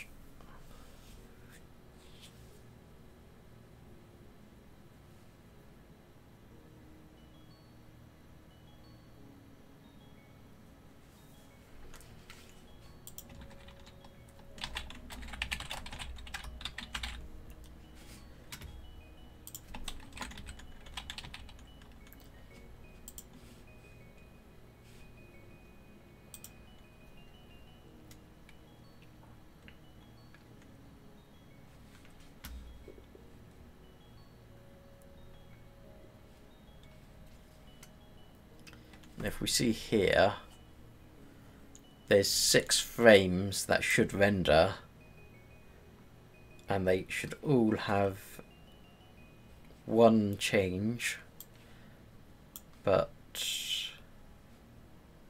they all kind of happen all at once. And there's 2 here. That's 089 to 152. It's like 1163 milliseconds. That's even more massive.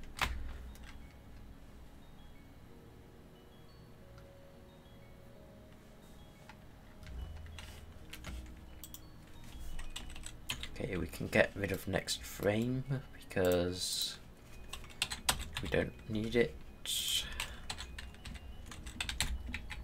I only added that in just to make sure that it was only trying to re-render one thing.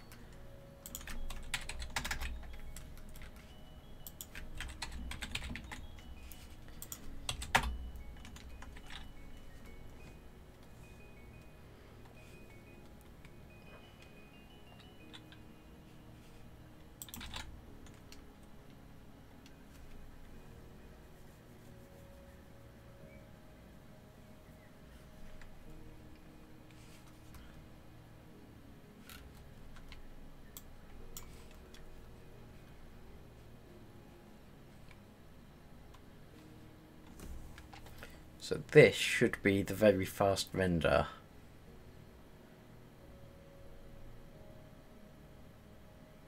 And it says it doesn't take too long. It says it takes like 3 milliseconds instead of the 3 seconds I think it takes.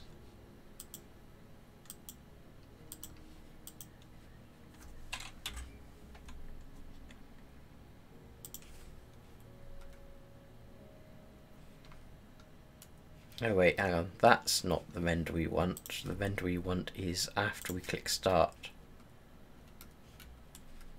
Which is...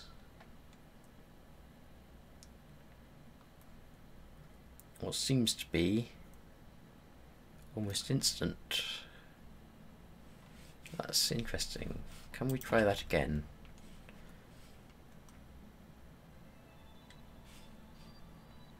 Well, I say almost instant. It's taking the 20 seconds that I've seen everything else take.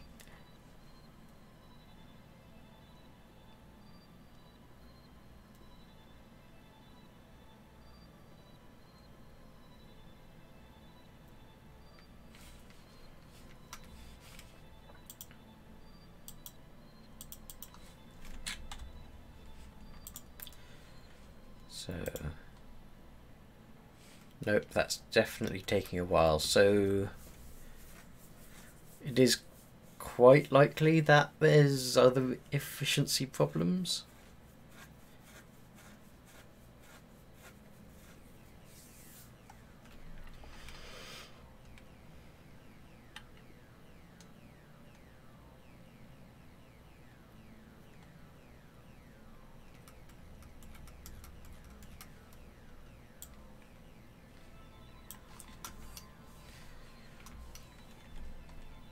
So I don't know if we tried this last time.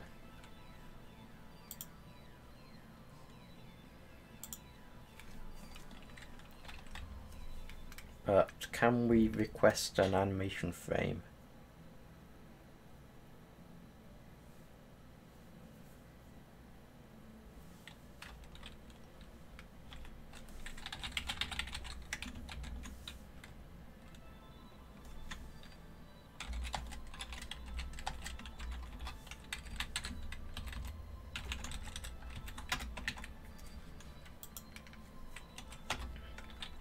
I did not really need to rebuild that.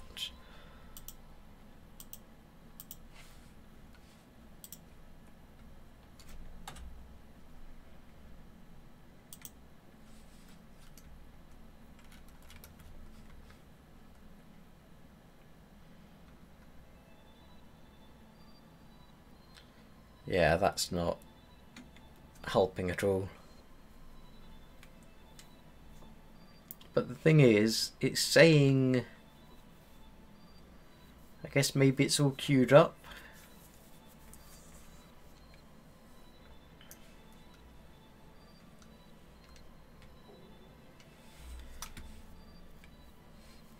So what happens if I go into game state and say... oh no, it's something in loop, isn't it?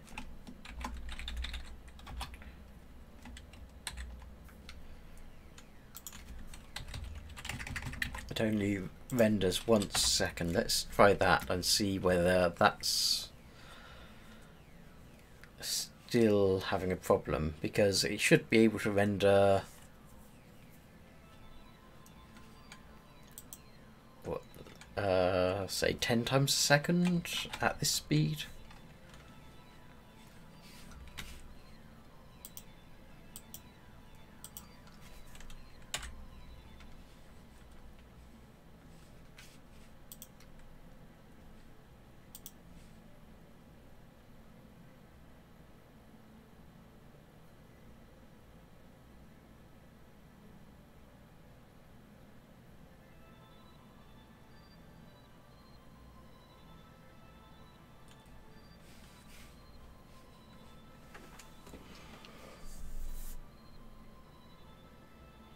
No, it's still bogging down.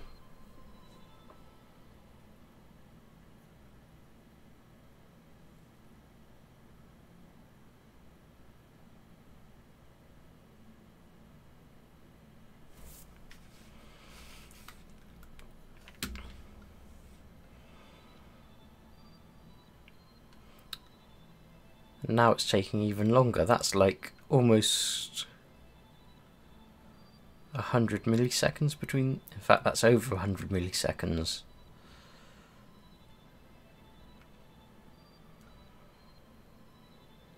And that one is over 200. That's like 220 milliseconds.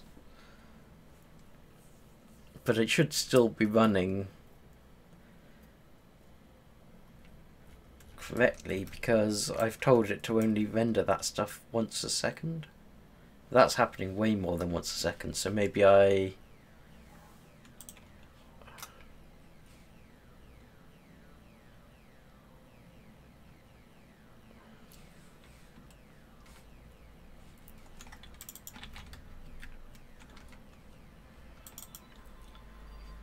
it doesn't tell it to render the level unless the render's overdue, so maybe I need to tell it 1 there. That would be causing it to bog down.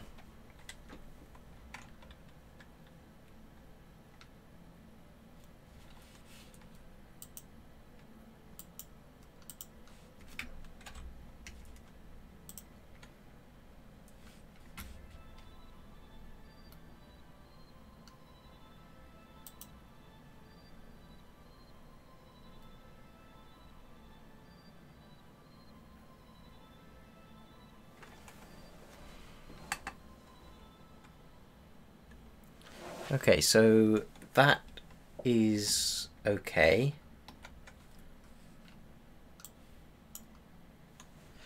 We've got our animation going.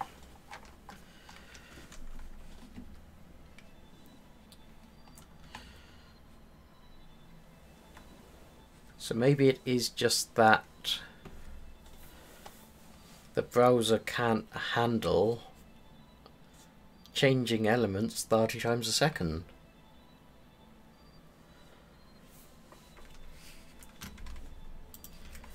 Let's put this back at 10.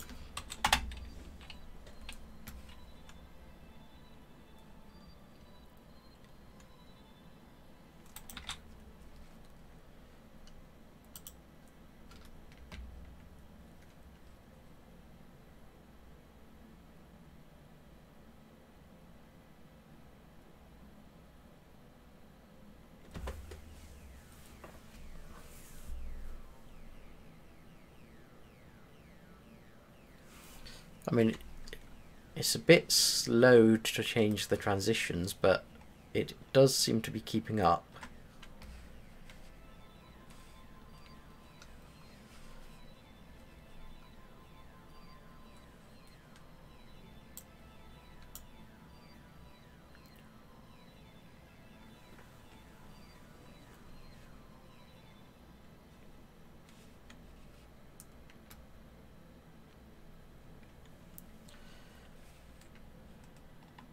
Except I don't think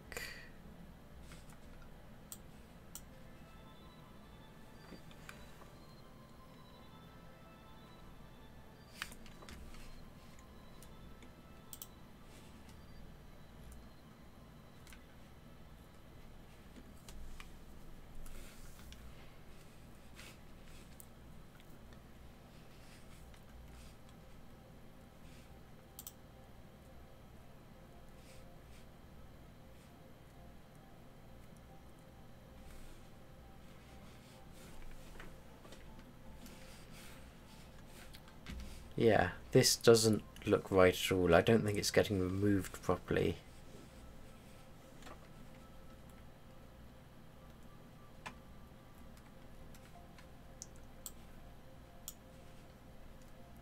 Yeah, it's got both sections on it.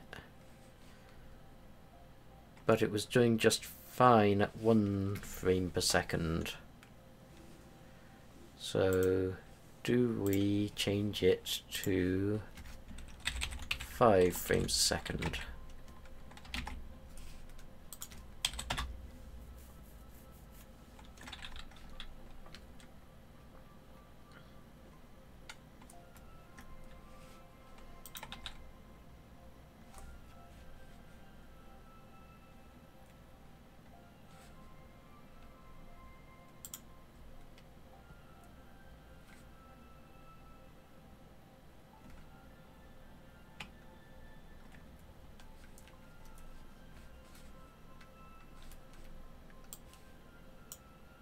Nope, same thing's happened. It's not getting removed.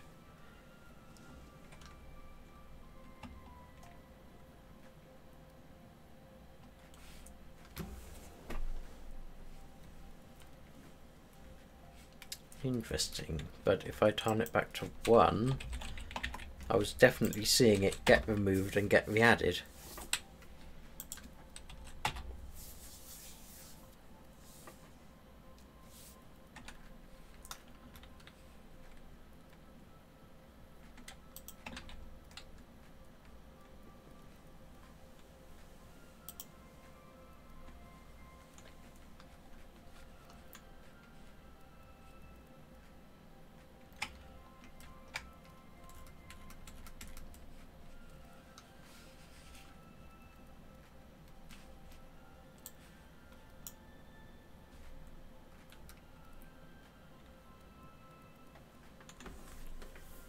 Yeah, very bizarre.